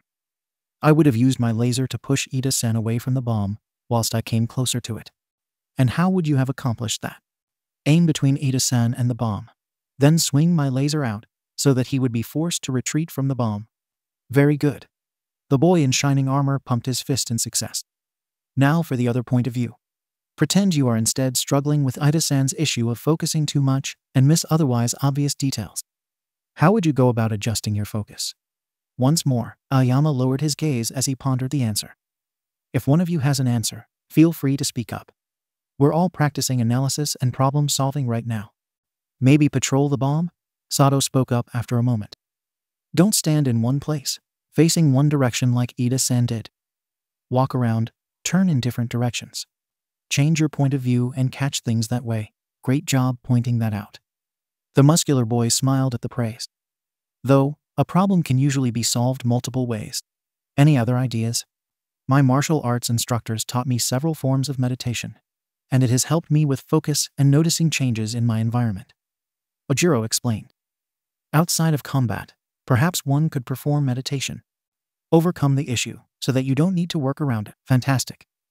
At the compliment, everyone noticed the blonde boy's tail wag a little. Can anyone think of any other solutions? The students all appeared to think deeply on the matter, before they helplessly looked up at Grand Sensei, who smiled. That's just fine. You're only human, and furthermore, this is the second day of class. Aoyama-san, you did a great job with your analysis. Sato-san, Ojiro-san, you both came up with great answers to my question. Top marks from all 3 of you. Hagakure-san, you're up next. Who did you pick? The invisible girl lifted her notepad up, the only indication for any of the students that she had moved. Okay, so I picked Midoriya-san. He figured out Bakugo-san so well. It was almost like he was psychic. But also, while Bakugo-san let Uraraka-san pass, like I think he knew he would, they could have used that as an opportunity for Uraraka-san to surprise Bakugo-san from behind. Pinpoint analysis. Hagakure-san. The girl squealed in joy. I think you can already figure out what my next questions will be, HM? Right. If I were in Bakugo-san's position, and Midoriya-san tried to have me focus on him, while Uraraka-san left, I would have tried to capture Uraraka-san. They can't see me, so it will be a lot harder for them to know where I'm coming from or who I'm coming for, so I can just keep shifting between the 2 of them. Very good utilization of your quirk, and a good plan for stalling. And if you were in Midoriya-san's shoes? I already said it. Bakugo-san just let Uraraka-san go past him. They definitely could have planned it, so that Uraraka-san nabbed him with the capture tape right then and there. Yes, you did. So let's take it a step further. Let's say it worked out the way you wanted to. If you were Midoriya-san, and Uraraka-san successfully captured Bakugo-san in that first interaction, what would you do then? Take on Ida-san with the 2 of us. He'd find it a lot harder to keep the bomb away from us both. Indeed, he would. That would certainly help matters. But what about if Uraraka-san failed to capture Bakugo-san with that plan? Oh, then, I'd just have Uraraka-san stay and help me fight. Especially if he's going all splody inside the building. That would break things up a lot, and give her a lot of ammo to throw stuff at him. Indeed it would. I could tell you were surprised by that last question, but you came up with a solution quickly, with supporting evidence for your decision. Fantastic job. The man reached out, his hand open palm down, before he seemed to gently rub the air. The invisible girl let out a happy hum at the action, her gloves wiggling. Only Gyro and Grand Sensei appeared to notice that Hakagire's hum stopped halfway, in time with her gloves freezing mid-air. The door to the room opened, the participants of the exercise entering. Bakugo's face was painfully blank, and he didn't say a word as he went straight for a far corner. Midoriya was a little disheveled, his costume covered in burns and smoke, his right sleeve missing to reveal his purpling arm. Uraraka and Ada were at either side of him, both clearly mid-sentence as they entered the room. "But your arm's broken. You should really go to the nurse." "I'm sure Grand Sensei would understand. He's been really nice so far." The rosy-cheeked girl protested. "I concur." The engine user chopped the air. The health and safety of the students always takes first priority. He displayed such when he warned Bakugo-san to not use his bracers against you during the exercise. While I normally support the words of Uraraka-san and Ida-san, Midoriya-san was correct in this instance of going here first. I would have specified otherwise. Grand Sensei announced while walking towards the trio. "Nagant, first aid kit, please." The assistant took a step back, grabbed a box that had been sitting on the console and flung it at him. With lackadaisical ease, the man caught it without looking, brought it in front of him, and opened it, all with only one hand. All Might shifted his feet at the action. Midoriya, Bakugo, Todoroki, and Yaoyorozu all widened their eyes. The teacher kneeled down in front of the verdict. "If you could hold still while I work on your arm," the man asked. The freckled boy went to lift his arm, only for Grand Sensei's hand to immediately dart to the boy's shoulder. "None of that. Moving it on your own will aggravate the injuries." The burned teen silently did as requested, and the blood-red-eyed man quickly took out scissors from the box before cleanly shearing off the rest of the sleeve. As he worked on the broken arm, the man began talking. "The reason why I had you all come here is for the sake of completing the exercise, as I stated. Your classmates have all been tasked with selecting one of the four of you to analyze. They were to describe one mark of praise and one point of failing. However, they all benefited from possessing an omniscient point of view, while also being observers rather than participants. It would be easy to point things out with that in mind. For the four of you, I task something similar, though notably different. State one thing you felt you did right during the exercise, and one thing you felt you did wrong. We'll begin with Midoriya-san, both because he has displayed to have the most practice with analysis, and so that he may sooner be on his way to the nurse's office. Start whenever you feel ready to." "Right. Well, I can definitely say that I messed up by not having my quirk active from the start. I knew Kaken was going to head for me as quickly as he could, so it wouldn't have been wasting energy. It would have allowed me to respond better to him, rather than having to run away and risk him potentially shifting focus to take Uraraka-san out of the exercise. It's understandable that it's not second nature for you to use your quirk. While that is a correct analysis, you're not learning by simply lamenting your faults without considering why they are there. I will take that as answer, but only for this first exercise, as I feel I am not incorrect that you already plan to work on how quickly and easily you call upon your quirk." The boy nodded. "Now, one mark of praise for yourself, and I'll have Lady Nagant take you to the nurse's office." Nearly everyone noticed how Midoriya seemed to struggle with this, despite him having proven his analytic skill. Everything went how I hoped it would go, so I guess I did an okay job of predicting how Kaken and Ida-san would behave. Inhuman Slits stared into nervous spheres.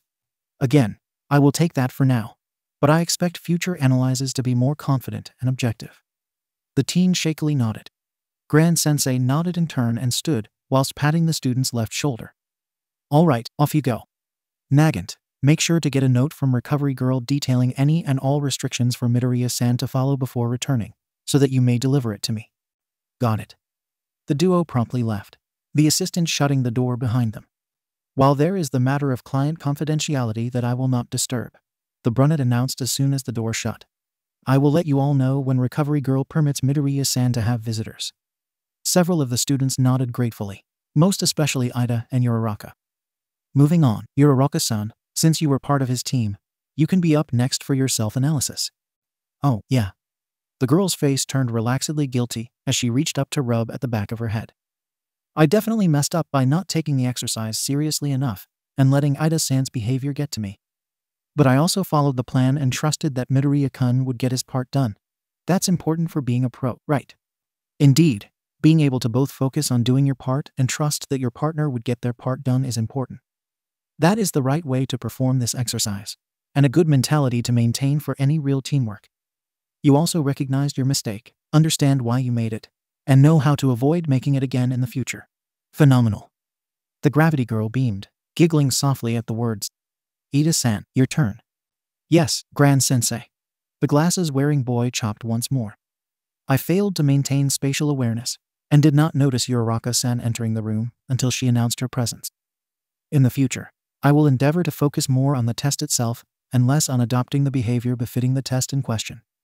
As for what I feel I did correctly, I believe I adapted to Bakugo-san's behavior satisfactorily by focusing on protecting the bomb as well as I could by myself.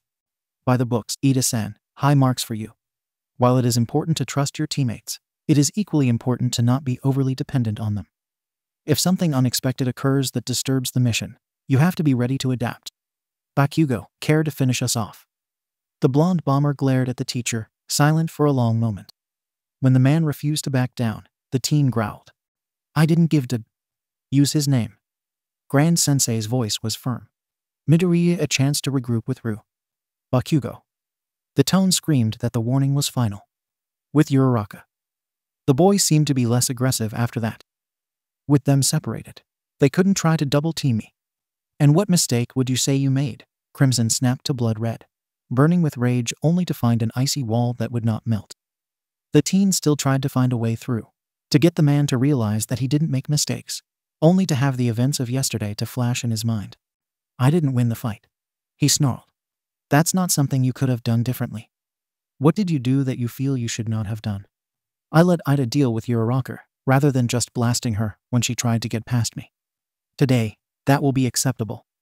In the future, you will critique your own abilities better. You can only grow if you acknowledge where you have to grow. With each of the participants having self-analyzed, that marks the completion of the first group's exercise. All Might, if you could arrange the next round. Oh, yes. The number one hero was startled for a moment, before he went over to the box and drew 2 more balls. The second 2 teams of today's combat trial are Team B's Todoroki Shoto and Shoji Mizo as the heroes and Team Izojiro Mashirao and Hagakure Toru as the villains. In light of what occurred in the previous match, the next will be taking place in the adjacent building. The homeroom teacher explained. Could someone please pass out notepads and pens to Uraraka-san, Ida-san, and Bakugo? Yaoyorozu volunteered, going the extra step of explaining to them why they were being handed said items. After all the matches were complete, and All Might made a highly dramatic exit, the students all found themselves in their respective locker rooms, changing out of their costumes and into their uniforms. Man, that class was so much fun. I never thought I'd actually enjoy learning, but Grand Sensei is really turning my mind around, Ashido cheered. Yes, he's proving to be an incredibly good teacher. Even despite my love of learning, some of my own tutors struggled to make certain subjects appealing. A struggle our homeroom teacher appears to not share. Yaoyorozu agreed. He's not a pro hero, yet he seems to have such a deep understanding of what goes into the duty. He's also really easy to talk to. Kiro. Asui brought up. I'm pretty blunt myself, but it just seems so easy to ask him questions. I also appreciate that he's not afraid to stand up for his teachings. Right? All Might practically got in his face sometimes, and he didn't bat an eye. Uraraka seemed in awe.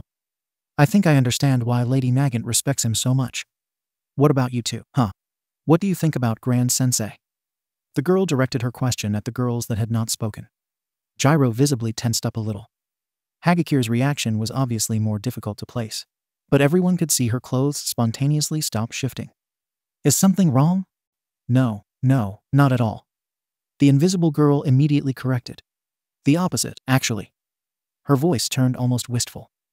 The way he acts around me, how he looks at me and stuff, it's almost like her clothes shifted a bit more, and the other girls felt as though she was looking their way. I feel seen. Everyone else in the room couldn't help but stare at such a powerful level of emotion. Well, what about you, Gyro? What's got you so tense about Grand Sensei? Uraraka switched, feeling she didn't know the invisible girl well enough to be able to respond to that. Sorry to say, you had me right on the money. The rocker's voice was soft. Everything you all have said is right. He's easy to talk to, great at making me interested in learning, really respectable. But I just can't get over how quiet he is. Quiet? What do you mean? The ponytailed girl furrowed her eyebrows in confusion. My quirk. You all know from this morning that it enhances my hearing a lot. The purple-haired girl started. It kinda doesn't turn off, mutant-type quirk and all that. I hear a lot of stuff, like breathing, and heartbeats, and footsteps. Like the invisible girl, she turned towards the rest of them to punctuate her next words. But I don't hear a thing from Grand Sensei. If I'm not looking at him and he's not speaking, I'd have no idea he's even there. Maybe he's just good at hiding that stuff? What if it's some sort of skill some people pick up? Ashido asked, nervousness having crept into her voice. Lady Nagant-sensei has quiet footsteps, like super quiet. I have to focus to hear them, but I still hear her walk around. Same with her breathing. Her heartbeat is as loud as anyone else's, but I don't think people can control that. But Grand Sensei's dead silent. Outside of his voice, the only thing I ever heard from him was when he caught the first aid kit Lady Nagant-sensei threw at him from Midoriya-san. Maybe it has to do with his quirk, Asui prompted. It doesn't feel right, but it's the only thing that makes sense. Gyro frowned. I'm probably just making a big deal out of it anyway. It just really caught me off guard. Never happened before. Yeah, okay. Ashido voiced for them all, before her eyes shine. Are any of you as excited as I am to talk with Best Jeanist? Seriously, Uraraka agreed. They had to have arranged it before the day started. There's no way Grand Sensei could, call up the number 4 pro hero and get him to agree to talk with some hero course students during his lunch. I want to agree, as pro heroes must have incredibly busy schedules, but Grand Sensei doesn't seem like the sort to prepare a false reward. Yaoyorozu reasoned. How was he able to talk with Best Jeanist anyway? He said it himself. He's not a pro hero. He's just a teacher. Hagakure questioned. Does it matter how it's happening? We're being taught by freaking All Might, and we're gonna have a video call with Best Jeanist. Ashido bounced on the bench with barely contained excitement. Are you a student in the hero course? Did you know All Might was going to be part of the staff? Is All Might one of your teachers? What is it like to be taught by All Might? Do you think you could bring All Might over for an interview? Would you say All Might becoming a teacher is a sign that he's going to retire? These and dozens of other questions battered at Izuku's ears, threatening to overwhelm him even despite how accustomed he was to loud noise. Reporters formed a crowd around the gate to the school, being prevented from entering due to lacking the proper passes. In light of this, they instead hunted for the answers to their questions by assaulting the students with their thoughts. The horde was so densely packed, he couldn't get past them. An issue shared by many of his classmates. He could see Ida coming dangerously close to chopping one of the reporters as he did his best to answer their questions. Whether intentionally or not, Kodo was making reporters frustrated with his meek sign language. One definitely tested Shoji's patience as they moved their microphone around between his 3 mouths, never staying still.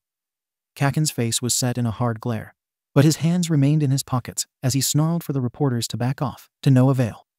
Izuku worried they would be late for class with this crowd. Hey!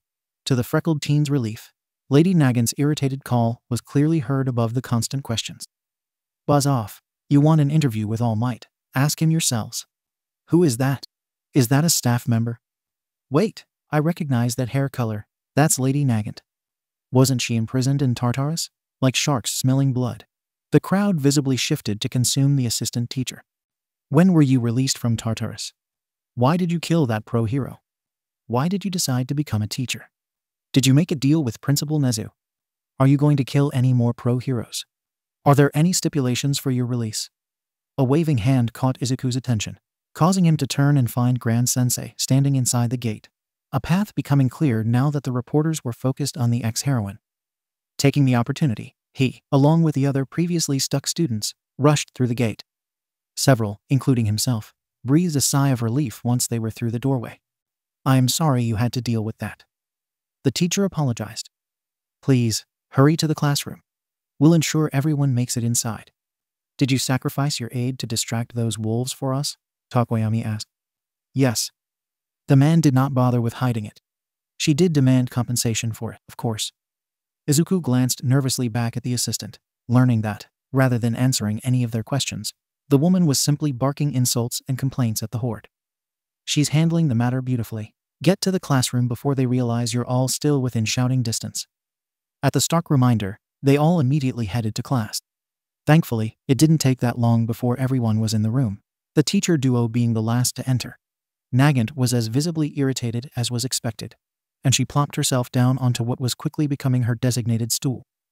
As even further expected, a can of grape soda was in her right hand, though a change was that she lifted a small bowl of grapes from the desk in front of her and sat it in her lap.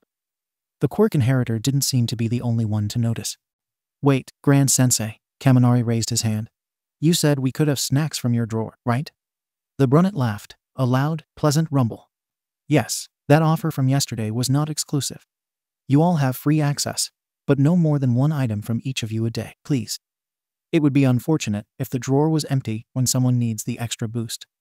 The electrification and tape wielders immediately left their seats, going around the desk to peer into the open drawer. The dark-haired teen gasped. You have mochi. Did you say mochi? Uraraka immediately exclaimed, halfway out of her seat. The blood-red-eyed teacher's laughter was ignored as nearly everyone in the class went up to the desk to grab a snack. By the time the bell rang for the official start to the day, everyone save for Bakugo, Ida, Todoroki, and Grand Sensei himself was snacking on something. All right, before we get on to the more important matters of the day, I will apologize for what you all had to deal with this morning in getting to class. The teacher stated. Someone didn't take into account the potential repercussions of shouting their iconic catchphrase in the halls for everyone to hear. Lessons in dealing with the media, in particular reporters, are not scheduled for quite some time, and they can be quite overwhelming to even those experienced with them. So, as an apology for exposing you to their ravenous desperation for a potentially incriminating response, today's hero course lesson will be instead substituted for a relaxing afternoon playing games in the teacher's lounge. There was a near-universal cheer from the class, now excited for the end of the day rather than drained from the exhausting start. With that out of the way, let us begin the school day proper with some standard start-of-the-year routines. Class presidency. The teens quieted down as they recognized he was still talking. One way we could do this is through me selecting those I feel would be best suited to the roles of president and vice. But I feel it would be more agreeable if we all discussed the matter with each other. The tall man walked around so that he was in front of the desk, and leaned back upon it, bracing his hands behind him. What do you all think? Several hands raised, with Ida being selected as the first to speak. The bespectacled boy stood promptly. I feel that the method that would result in the best and most agreed upon class president and class vice president would be to put it to democratic vote. It's only the third day of the school year. Most of you don't have that solid of an understanding of each other's characters. The teacher reasoned. What makes you so certain such a method would work out the way you believe it would? While we do indeed have much to learn about each other and grow as classmates, I feel that yesterday's combat trial in particular helped us understand how we each think and act under pressure. With the aforementioned duties in mind, such knowledge is vital for who is best suited for the roles, leading me to believe that a democratic vote would result in the most efficient means of assigning roles. At the blue-haired boy's words, Grand Sensei hummed thoughtfully. Do any of you disagree with his logic? No one spoke up. Fair enough. Do any of you have any other ideas in mind? Most of the students shook their heads. Then a democratic vote it is. Ida-san, you were the one to suggest the idea. How do you propose us conducting this vote? We can each write the name of the student we feel is best suited for presidency, excluding ourselves. Whoever is voted the most would be assigned the role of class president, with second most being assigned class vice president. Do all of you further agree with that? The class all nodded, which brought a smile to the teacher's face. It's so great to see all of you in clear agreement. If you all could please pull out a slip of paper and conduct the vote as Ida-san suggested.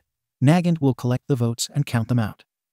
After around 30 seconds, everyone had finished writing down their selections, and the ex-heroine lifted herself from her seat to acquire the slips. The only sounds in the classroom were the muted crunches from snacks being eaten as the votes were counted, and the students were treated to the sight of Lady Nagant smirking once she finished. 7 votes Midoriya-san, 6 votes Yaoyorozu-san, she announced. Then, please, Midoriya-san and Yaoyorozu-san, if you could step up before the class, Grand Sensei requested. The 2 students stood, one shaking, the other collected, and stood on either side of the teacher before the class. Now, all things considered, I won't have Midoriya-san nor Yaoyorozu-san perform the standard acceptance speech for the position. I'm certain there's no need to verbalize why.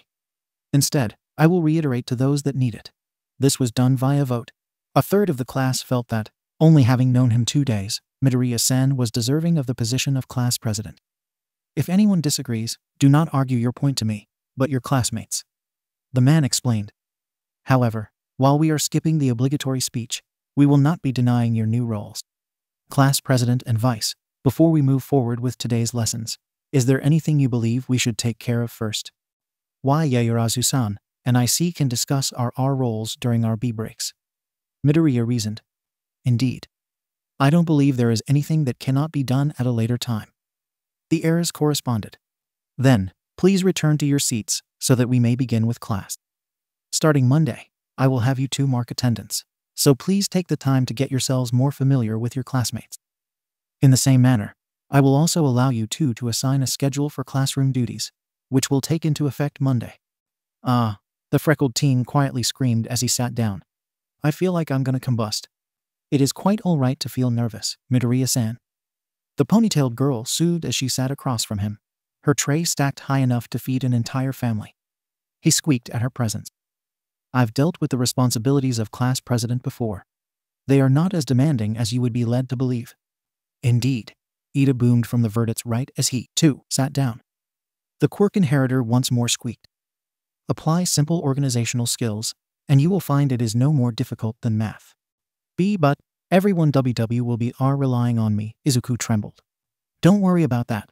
Uraraka smiled as she took his left side. There was yet another squeak from the boy. I already know most of the class is going to do everything we can to make sure you don't get overwhelmed. You don't deserve that. Kiro. Izuku was slowly turning into a squeaky toy. Asui sat down to the right of Yaoyorozu.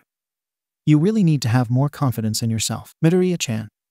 I get why, but the past 2 days should be example enough that things are going to be a lot different here than your previous schools. Yeah, Kirishima beamed as he dropped into the open space on Ida's right. Izuku's squeal was slowly increasing in volume. I mean, I really have no idea what your middle school was like, but hearing that you were ready to take on the entrance exam without a quirk, that's manly as hell. It really does speak volumes about your character, and how driven you are to be a hero. Yaoyorozu agreed, dabbing at her face with a napkin. Just when the freckled teen thought he could catch a break, Gyro slipped into the seat to the heiress left.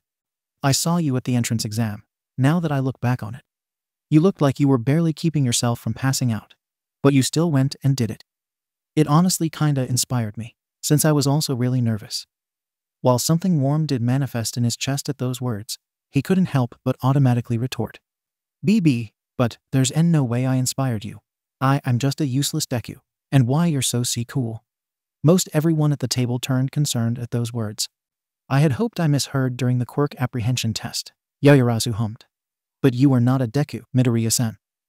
Bakugo-san was being incredibly hurtful and derogatory for coining you that name. That's because he couldn't pronounce my name as kids. I let him call me that. I thought that he had called you Deku before Grand Sensei got mad at him. Uraraka frowned. Midoriya-kun, Grand Sensei's told him off like 4 times in the past 2 days for how aggressive he is to you. That's how a bully behaves. You guys just don't have the full story. He pleaded. Everyone at school constantly praised him, and that got to his head. I'm sure that being here will help him a lot, because he won't be in that environment. Midoriya-san, it is a choice to be rude to another, that one makes themselves, Ida declared. Please do not attempt to justify such offensive behavior. He really didn't know better. I'm telling you. The verdict's words were cut off by a blaring alarm. Gyro flinched and covered her ears, as everyone else immediately jumped out of their seats. What's that? Before anyone could answer, the rest of the students in the building began screaming in panic and running, instantly causing a flood that made it impossible for anyone to go anywhere. Uraraka yelped in pain as she was crushed, being pushed around and elbowed from multiple directions. Yaoyorozu immediately went to hug Gyro, the loud noise visibly making it difficult for the smaller girl to focus on not getting swallowed by the crowd. Kirishima was able to harden his skin, making it more uncomfortable for those that crashed against him than himself. Izuku ended up being slammed against the glass, his vision swimming the slightest for a moment from his head bouncing against the unforgiving surface. Ida's voice wavered as he attempted to call the crowd to order, his body being pushed around as he was ignored. A green eye forced itself open while he was stuck against the glass, and he was able to catch a group coming in from the front gate. Just a moment later, his eyes narrowed in recognition. It's the press, he exclaimed to himself. They're that desperate for an interview? He grunted from another body slamming into his back. Kiro. A voice groaned into his ear. Are you okay, Midoriya-chan? I'll be fine. The alarm went off because the reporters trespassed. We need to tell everyone so they calm down. That's going to be a bit difficult, with everyone being so loud. It will be hard to be heard. Yeah, we have to think about volume. Asui-san. I told you to call me Tsu-chan. You can extend your tongue, yes? Do you think you can reach Yaoyorozu-san? She's only a few feet away. It would be easy, Kiro. What do you have in mind? We need to get her to create a megaphone. Then we can announce it too. The alarm cut off as sharply as it first sounded. Everything is fine. Grand Sensei's voice killed the cacophony of screaming. The alarm is set to go off at any unauthorized entry. It was simply some reporters being overeager. While it was startling, there is no threat. Please, slow down and return to class while we deal with people that really should know better. At the teacher's words, people began to spread out from each other, mindful that others were being squished. Several even stepped forward, guiltily helping some climb to their feet. Izuku quickly went over to where Uraraka and Ida stood together. Hey, are you two all right? He asked immediately. I'll be fine, just really looking forward to Grand Sensei's promise later. The gravity girl moaned. I am also unharmed. The engine wielder chopped. The students of this establishment really should have acted better. We are students of such a renowned school, and therefore should act accordingly. I will be taking Jiro-san to the nurse's office to check on her ears. Yaoyorozu announced as they walked up, the earphone jack wielder cradling her ears. Otherwise, we are only mildly shaken. I feel ya, Kirishima panted lightly as he joined the group. My heart is going all crazy, but I'll be good in a little bit. How manly it was Grand Sensei, though, to calm everyone down so easily. The rosy-cheeked brunette nodded her head while humming in agreement. He even joked about the reporters a little to lighten the mood. Did you guys catch that? Speaking of the reporters, I can't believe they would trespass like that just for an interview. Asui croaked. Grand Sensei's been telling us about how crazy they are, but I really didn't think they were that bad. Reporters' jobs are dependent on their ability to provide content. The teacher in question explained, standing in between Izuku and Ida. It's a perpetual race between news groups over who can get to the most attention-grabbing content the quickest. With their focus on producing results over anything else, that leads to cut corners, misleading articles, and the smudging of ethical lines. That is highly unprofessional. All of those reporters should be ashamed of themselves. The legacy chopped wildly. Surprisingly, you'll find that many of them are. The hero students stared in shock. There is an unfortunate amount of professions that have been plagued by greed, not from the basic worker, but those in the highest positions. Certain environments prioritize results over anything else, turning sincerity into a restrictive trait rather than a sought-out one. Many seek out said professions out of passion, only to sadly learn that the company they join has lost sight of its purpose. In order to continue pursuing their passion, they are left no other choice but to muddy their hands. Blood-red eyes glinted with something none of the teens could place. For the vast majority of those in such situations, they desperately wish they could return things to their roots, though believe they lack the ability to incite such change by themselves. Off to class. Now, you want to get to your hero class today sooner rather than later, don't you? Uraraka and Kirishima immediately perked up. Yeah, see you later, Grand Sensei. Uraraka grabbed Izuku's hand, pulling him along after her, while the rest of the group followed towards their class. As soon as their homeroom teacher and his assistant entered the room, they could immediately feel the excitement in the air. My, eager for your hero class today, aren't you? The man teased. Of course we are. The news has been giving us a hard time all day. Kaminari couldn't rein himself in from commenting. The brunette chuckled. Yes, you're quite right about that, Kaminari-san. A rather hard time indeed. The purple-eyed woman sent a glance towards the man she was assisting, which he did not respond to. Especially with the mess that had been your lunch. You are more than deserving of a refresh of sorts. Be aware that this is not going to be a running theme, particularly once you start receiving media lessons. I'll still be here anytime you need to relax and take a break, but I won't shift the lesson schedule around to facilitate it. The students all nodded understandingly. All right, we'll be in the teacher's lounge until the school day is over, so I will leave it up to you if you wish to bring your bags with you or leave them here. Around half the students brought their bags with them as they stood. The teacher nodded in acknowledgement. I will leave the classroom unlocked for the rest of you. Come on, I know Nagant has had an itch to play pool since it was first brought up. No, I haven't. The woman defended, a small pout on her face. Are you going to say that you haven't gently suggested that our apartment needs more entertainment, then? He smirked back at her. It does, she huffed. And what do you propose for said entertainment? Shut up. They reached the door to the teacher's lounge very quickly, and were released into the room. Immediately, Ashido, Uraraka, Kirishima and Kaminari all beamed as they sprinted towards their goal. Beanbag chairs.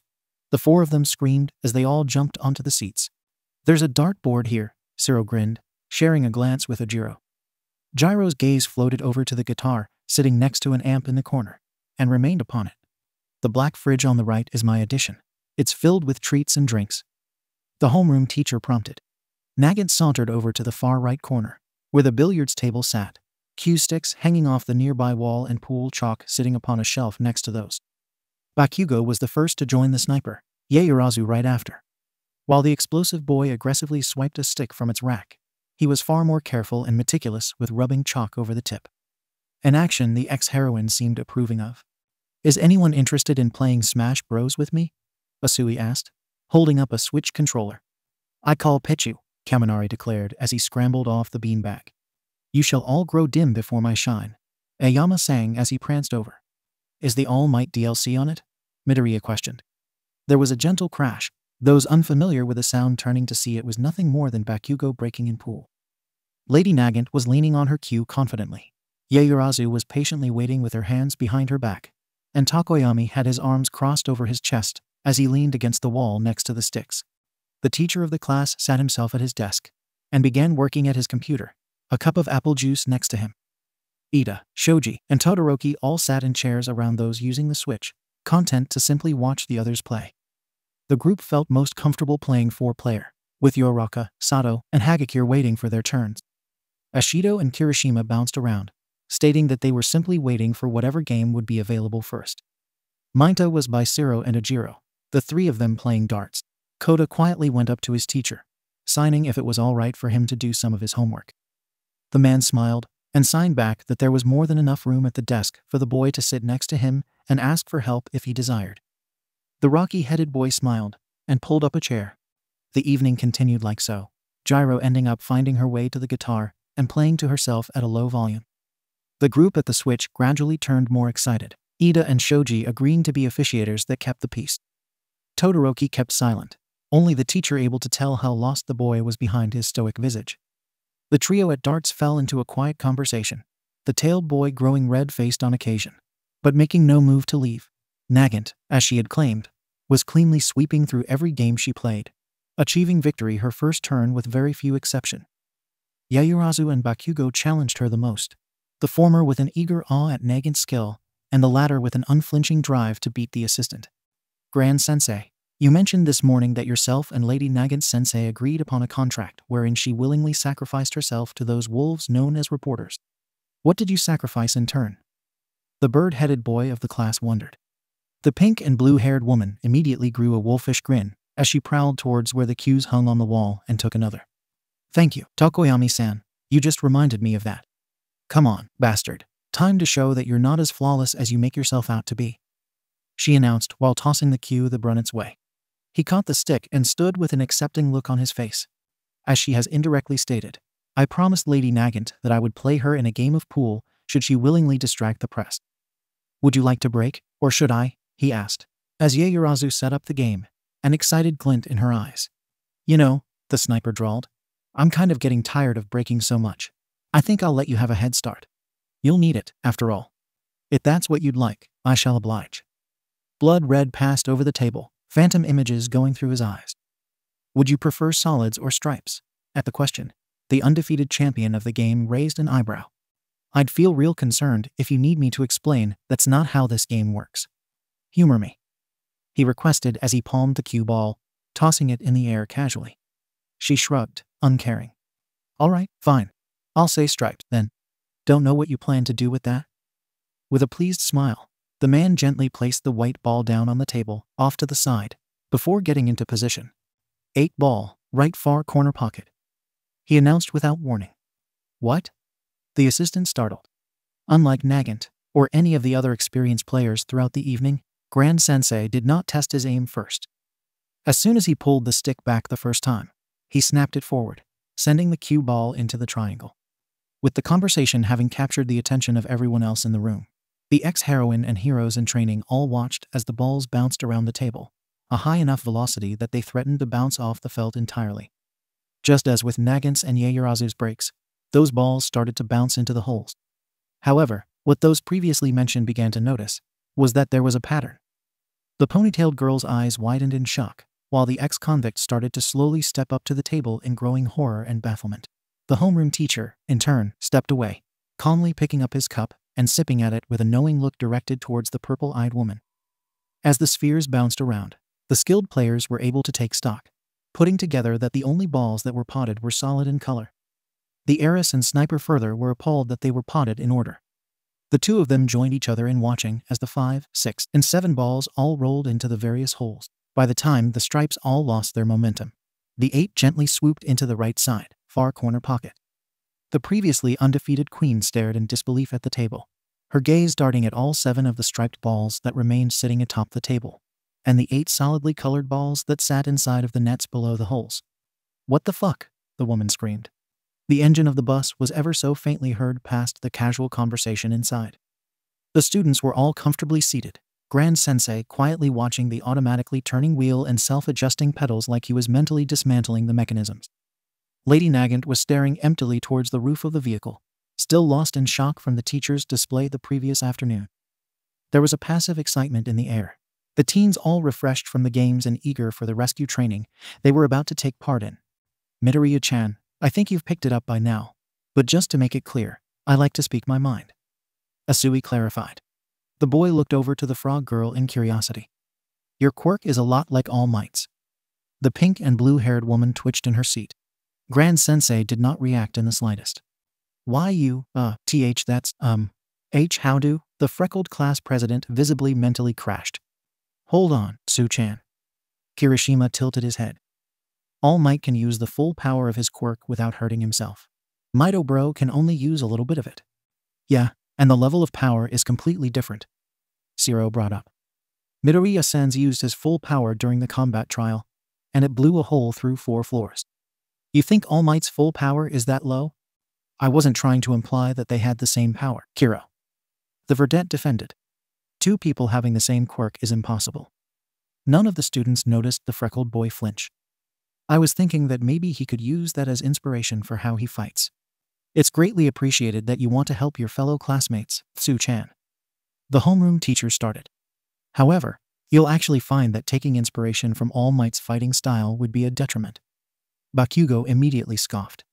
"The fuck are you talking about, Snake Eyes? I was just starting to think you're actually smart, and then you sprout stupid shit like that."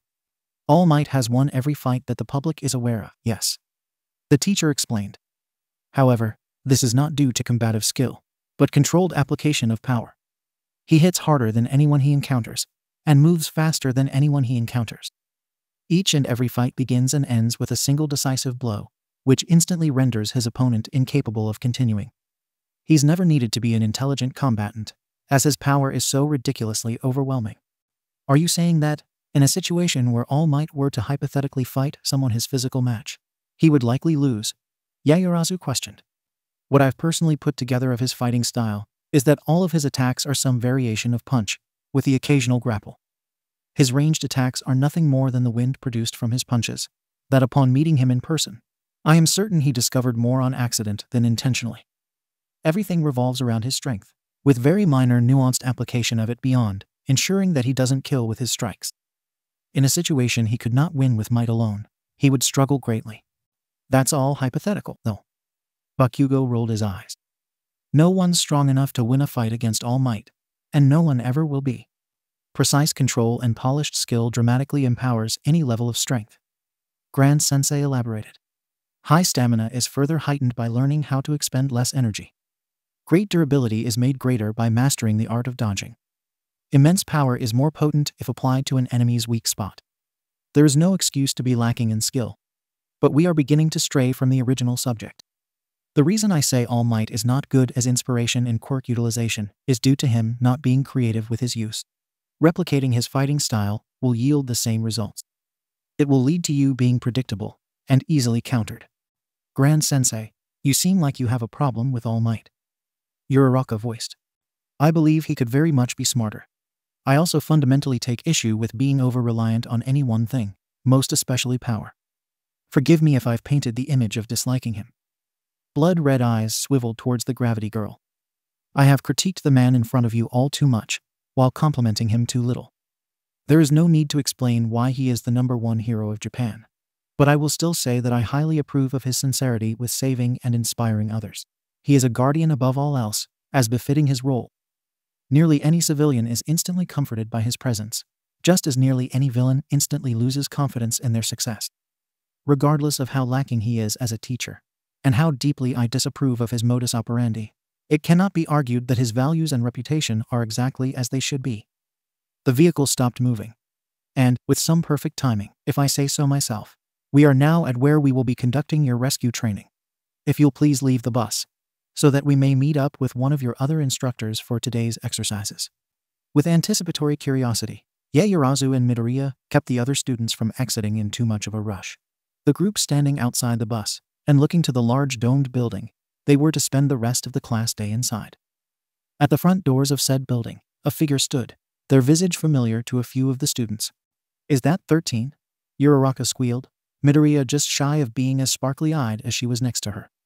Grand Sensei smiled softly at the sight of the two of them trading information about the heroine in question. Nagant turned away, only the homeroom teacher catching her mutter of how pure the two students looked while gushing. "It's nice to see I have fans." The space hero cheered. "I'd be happy to chat with you when there's free time, but it's gotta take a back seat for now, okay?" The duo nodded while smiling brightly. "Time for introductions, then. I guess I don't need to tell you about myself with those two having done the job for me.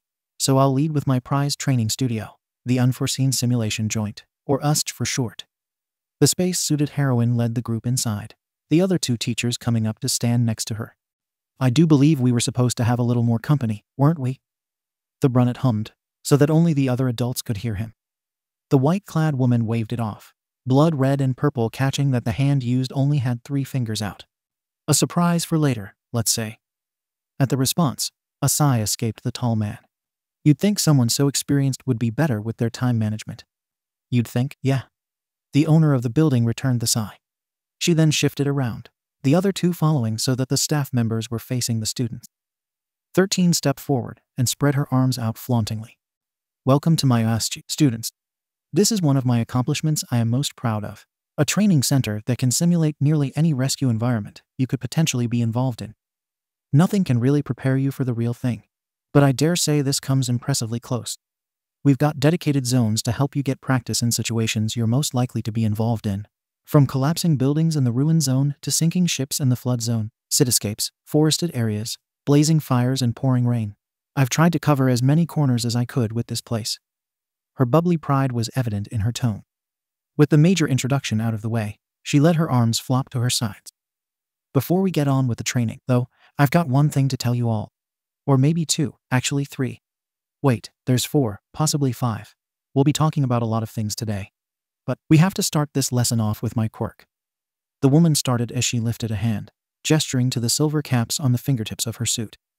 "My quirk is called Black Hole, like the spatial anomaly in question. I suck things into my body, and like Uraraka-san and Midoriya-san mentioned, I use that during rescues to suck up debris that are blocking access to civilians in need of saving. But if I'm not careful, that same quirk can just as easily suck up the civilians I'm trying to save." The students all tensed from the grave statement. With your quirk apprehension test, you all discovered the limits of what you can do with your quirks. During your combat trial, you learned how those quirks can be used to harm others. Today, you'll instead be discovering how to use your quirks to directly save lives. Quirks are our tools. They just might be our most important tools in the field. And understanding every way to use them, especially heroically, is what will be driving into you while you're enrolled at this school. And looking at you all now, I can see you all will be incredible heroes once you graduate." The teens were nearly universally beaming, eager energy drumming within them. "I love this school," Kaminari couldn't contain, bringing Grand Sensei and 13 to laugh lightly, while the corners of Nagant's lips turned up. "Well then, let's G." The space hero was cut off by all attention shifting to the well-dressed teacher, whose head had snapped around towards the pavilion at the bottom of the stairs. "Grand Sensei?" the heroine asked with trepidation. The man remained silent for a moment, pools of blood red locked firmly on something no one else could see. Then, he silently took a step forward, in the direction he was facing, his eyes narrowing slightly. "John?" Nagant's voice was tense, the woman tilting her body so that her right side was in the direction the man was facing. Wordlessly, he brought up his right hand, extending his pointer finger upwards as a sign for them to wait. Is, Kirishima's own voice wavered, nervousness reverberating within him. Is this part of the training? No. Each of the students and ex-heroine all froze at the return of that voice from the first day, hammering their fear even deeper into the students' forms. Something dark swirled into existence, exactly where their teacher was focused. Almost like a fog, it encroached outwards, a near black-violet wall that grew and grew. It reached a size large enough to fit a fully grown man, before expanding even more, the wall taking up half the pavilion. As everyone stared, something came through the fog, a metal rectangle the size of a wrist, colored a dirty and tarnished gold. It moved forward, revealing it was connected to a horrifically pale and gaunt hand, covering the face of the one that was stepping through. A man, thin, lanky, pale and slightly swaying with a barely leashed madness. His hair a soft blue, ragged and disregarded, stretching to his shoulders. A black long-sleeve shirt and pants covered his skin, crimson shoes atop his feet, but it was even more severed hands that truly adorned his form.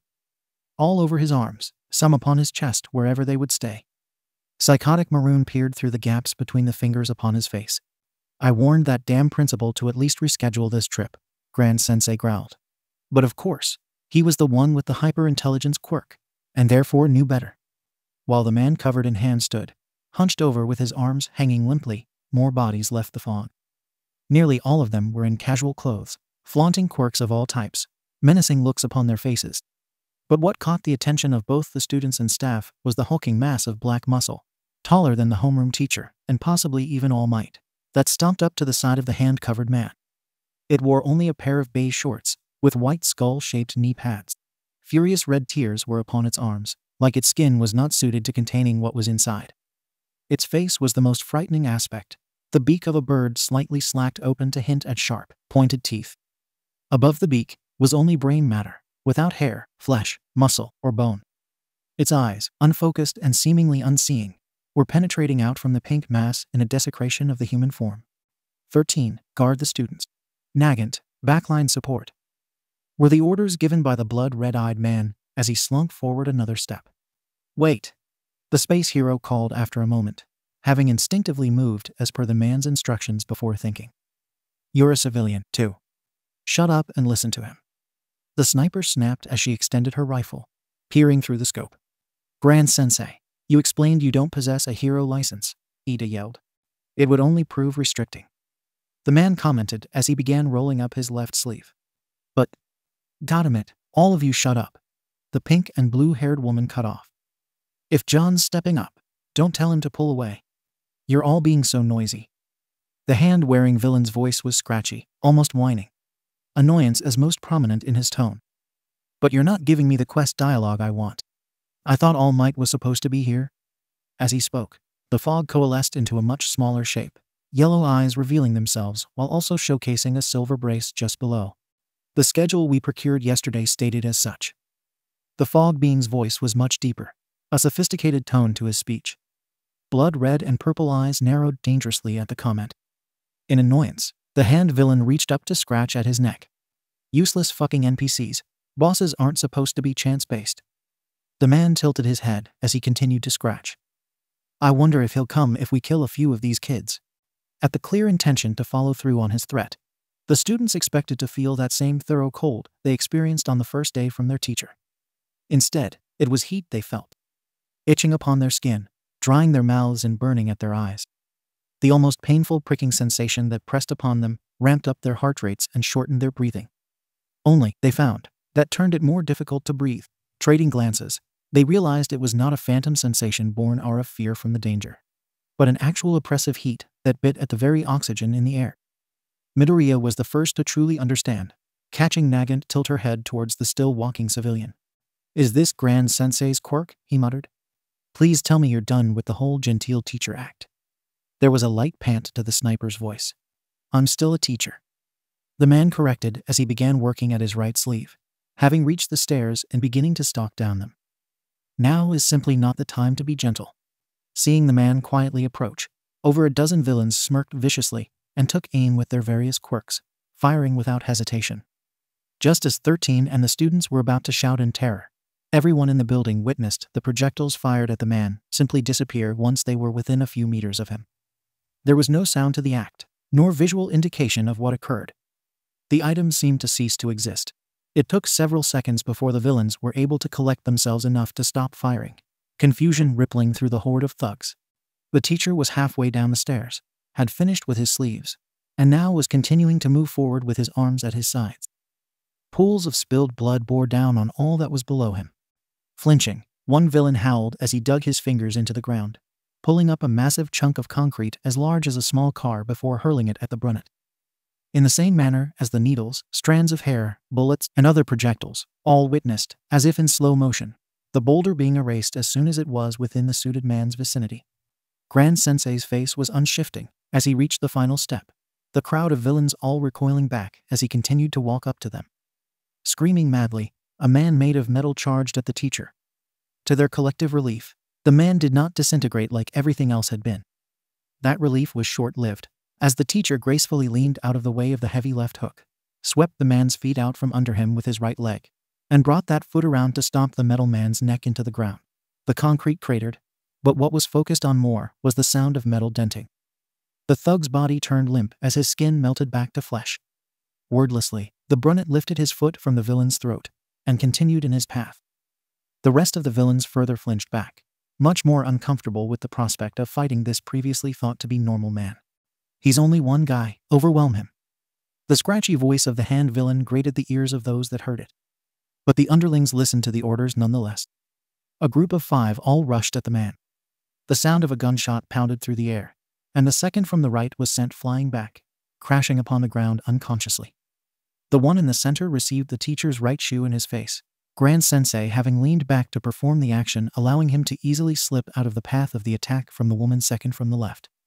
With a shift of the hips, John's foot left the villain's face and crashed into the woman's head with enough force to send her into the thug at the furthest left. Leaning slightly to place his foot firmly on the ground, the minor action once more was just enough that the remaining villain missed their attack by a hair, the brunette's left elbow rising backwards to slam into the last villain's chin. As the villain tumbled back from the blow, the teacher brought his left foot up and around in a roundhouse kick that dropped the surprised 6th villain that thought John's back was a blind spot, the end result of which left the man once more facing the crowd of villains. Grand Sensei. The man's head snapped around, dodging another attack, at the voice of Hagakure. Near black fog had enveloped the top of the stairs, devouring the group whole. Nagant, in a panicked move, grunted heavily as she threw the limp body of 13 John's way. Blood-red eyes widened, and the knuckles of his right hand crashed against the side of a villain's face before he moved towards the falling heroine. As she came at him, he spotted that the back of her costume had been torn away, bringing the man to adjust his form so as to catch her front rather than her back.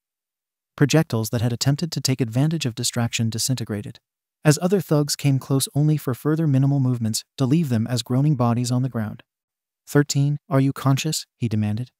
And in pain, she breathed. Does your suit have any functions that would help the injury?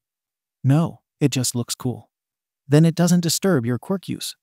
The caps on my fingers were originally just to help with accidental quirk use, she answered. Hold still. Before she could even wonder what he was going to do, the man gripped the back of her suit where her helmet connected to the rest of the material and ripped it off completely. The helmet was flung at another thug, bouncing off the head of 2 before losing the necessary momentum to take out any more.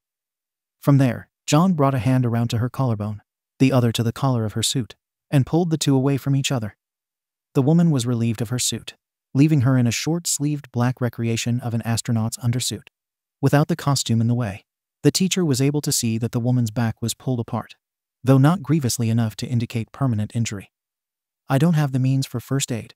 You're going to have to fight through the pain until we can get you to Yaoyorozu-san. Mindful of her injury, the brunette picked the woman up and held her at his side while continuing to fight.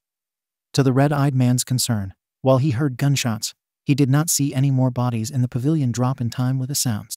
I figure that the fog villain with the portal quirk redirected your black hole through his portal into your back. While distracted, he then teleported the students and Nagant. You're good at figuring stuff out, you know that? 13 wheezed as she shakily brought a hand up and called forth a small black hole, eating away at a bat in the hands of a villain she felt was coming too close. The teacher's eyes darted around the facility, searching, as his ears craned. They're still in the building. Most everyone has at least one other with them. I'm able to account for everyone, but blood-red orbs harden. I'll deal with him later. Nagant is in the forested area between the downpour and flood zones. How well can you walk? What are you hoping for? Get to Nagant and tell her to get over here. As long as I don't need to worry about getting attacked, I can make it. Then don't waste any time. He ordered as he put her down, prowling forward and choke slamming a villain with a rhinoceros quirk. With mild tremors coursing through her body, the space hero began to carefully limp in the direction of the downpour zone. Who the hell are you? You're not in a costume, so you can't be one of those heroes. The hand villain spoke up, having calmly stepped through the crowd until he was at the front of the pack. And you're dealing with my mobs pretty well, so you've got a few levels on you. Would you listen if I introduced myself? The teacher drawled. The villain grunted. Probably not. You've got a good amount of stats in, though, to realize. What's your gimmick, huh? You the mid-boss to get me warmed up for the real thing. I take it you're referencing All Might, considering your earlier comment. Who else would I be talking about? You think the Mickey Mouse knockoff that runs this place counts as a boss? He's not a mouse, but I get your point. A bit narrow-minded of a view, but expected if you treat the world like an RPG. Boss, can you help us out instead of just chatting this guy up? We can't even figure out his quirk, one of the thugs complained. It's obviously an anti-projectile shield, you dumbass mobs. The lanky villain rolled his eyes. The only shit that disappears is crap that's thrown at him. Are you fucking blind? The teacher hummed. I see you've been watching me closely, analyzing how I fight. Blood-red eyes passed over the black-clad villain appreciatively. Your words are half right, I'll give you that. You think you can get into my head like that? The villain snorted. Your cha stat must be low. Your persuasion check failed. Get him, you morons. Momo bit the inside of her lip as her staff swung against the head of another villain. She couldn't afford to show her panic. It would both inspire the villains and lower the morale of Gyro and Kaminari. The fog villain had teleported them to the mountains zone, surrounded by dozens of villains, all eager to kill them, or she refrained from looking in the direction of a notable few that had not stopped looking her way. Worse, Kaminari had been gifted a metal baton she had created, allowing him to control his electricity to an extent and functionally tase villains that he hit. Gyro had also been given a metal bat, but she required it less as she was blasting pulses of her heartbeat as ranged attacks. The problem was, there was too many villains, and she couldn't think of a way of not exhausting the three of them long before they defeated them all. She was already panting and sweating, with the other two only in worse states than herself. Kaminari at least deterred villains a notable amount due to his body sparking with electricity, threatening to shock anyone that dared touch him. Gyro, unfortunately, did not share that same trait, and Momo, even less so. It did not help that her mind refused to leave the thought of Grand Sensei taking on the horde of villains, a group at least triple in size what they were struggling against.